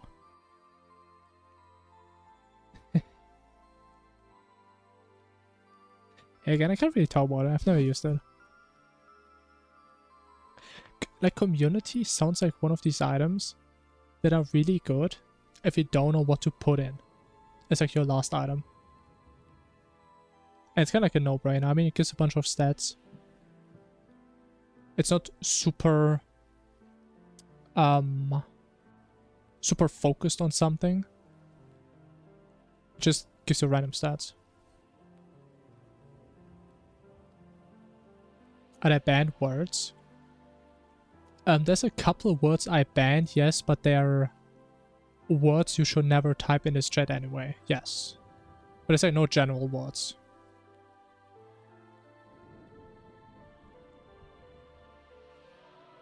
Just a words affliction. Could be. Yeah, as long as you're a normal, well-adjusted human being, you will never run into the word filter that I have. And if you do, I mean, I will probably have banned you at that point. I'ma just say that. So you shouldn't worry about that. Have too little accessory slots? Yeah, same. You're banned. Unlucky. Hey, maybe next time. It's not enough info. I mean, it is though. Just be good guys. Just be good peoples.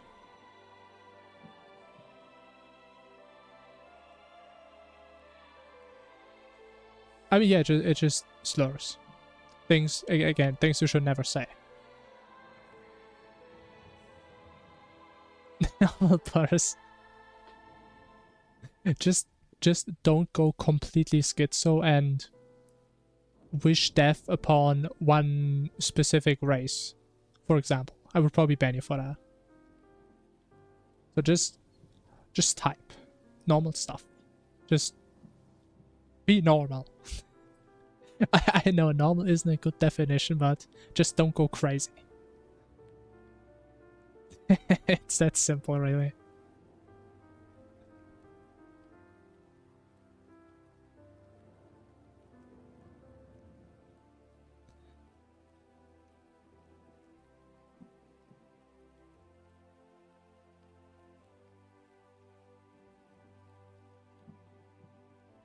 What about cosmic bars? I mean, what about them? You get them, you sell them. It's that easy. I mean, to be fair, you guys have been good people today.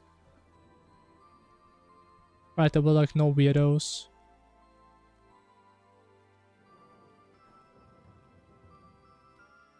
It was a nice stream. I wasn't called a racist this stream, that was cool.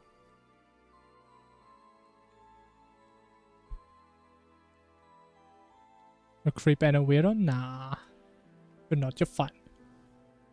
You're a chill guy.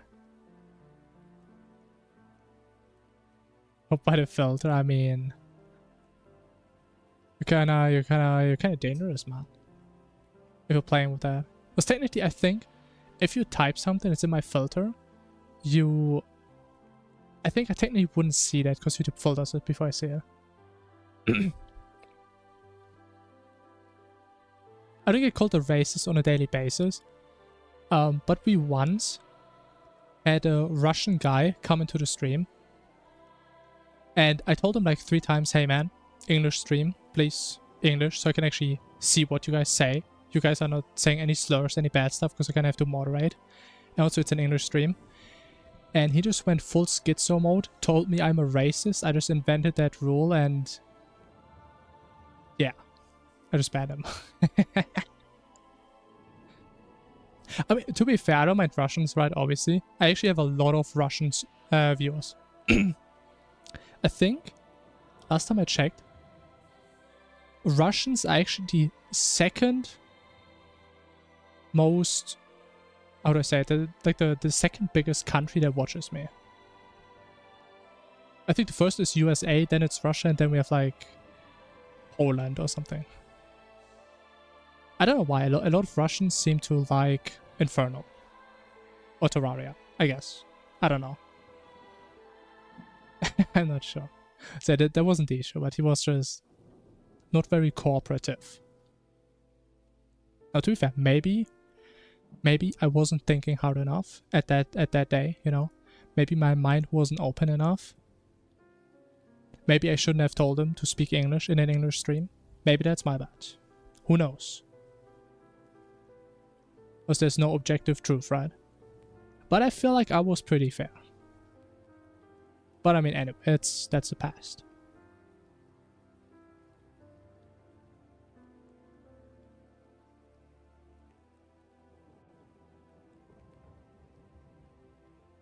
Hungary. Yeah, I don't think I've heard someone be from Hungary yet. I think that's a new country. A new country has been unlocked.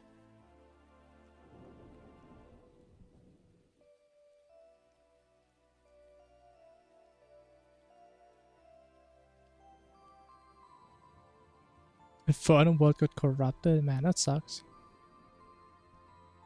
Honestly, I don't think I ever had an issue with corrupted worlds. Which I'm honestly really happy about. Because that sucks, man. Especially on longer playthroughs.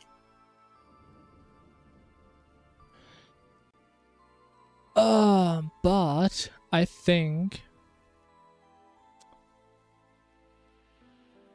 we will slowly bring this to an end. Say slurs in Hungary. And that's why I have the rule of talking in English, right? And again, I think it's reasonable. Like, I'm not gonna ban people. If they come in here, they type a different language, right? But if I have to tell them 5 times and they become rude, I mean, what am I supposed to do?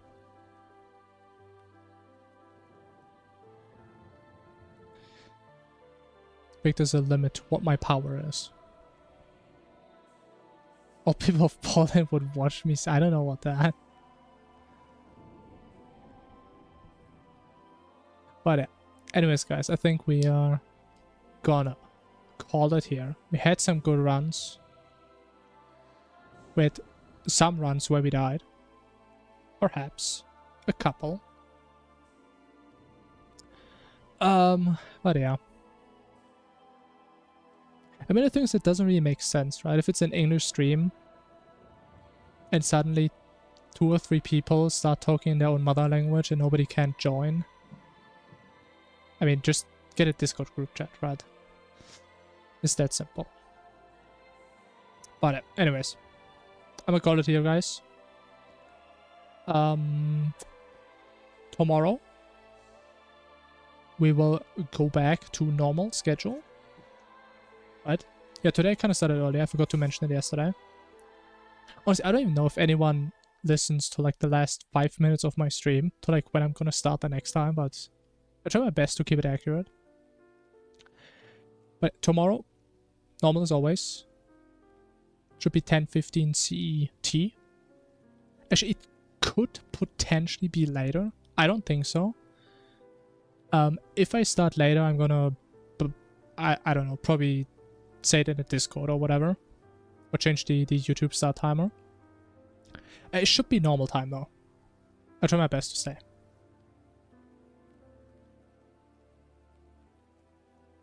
API variables in Spanish, bro. Coding in something other than English is diabolical. You can't change my mind. Thursday 400% of the time, bro. I respect that.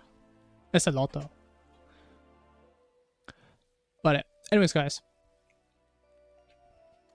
I will see you all tomorrow when we start the legendary run 39. It's gonna be amazing. But anyways, guys, stay good, chat. Until tomorrow. Bye-bye.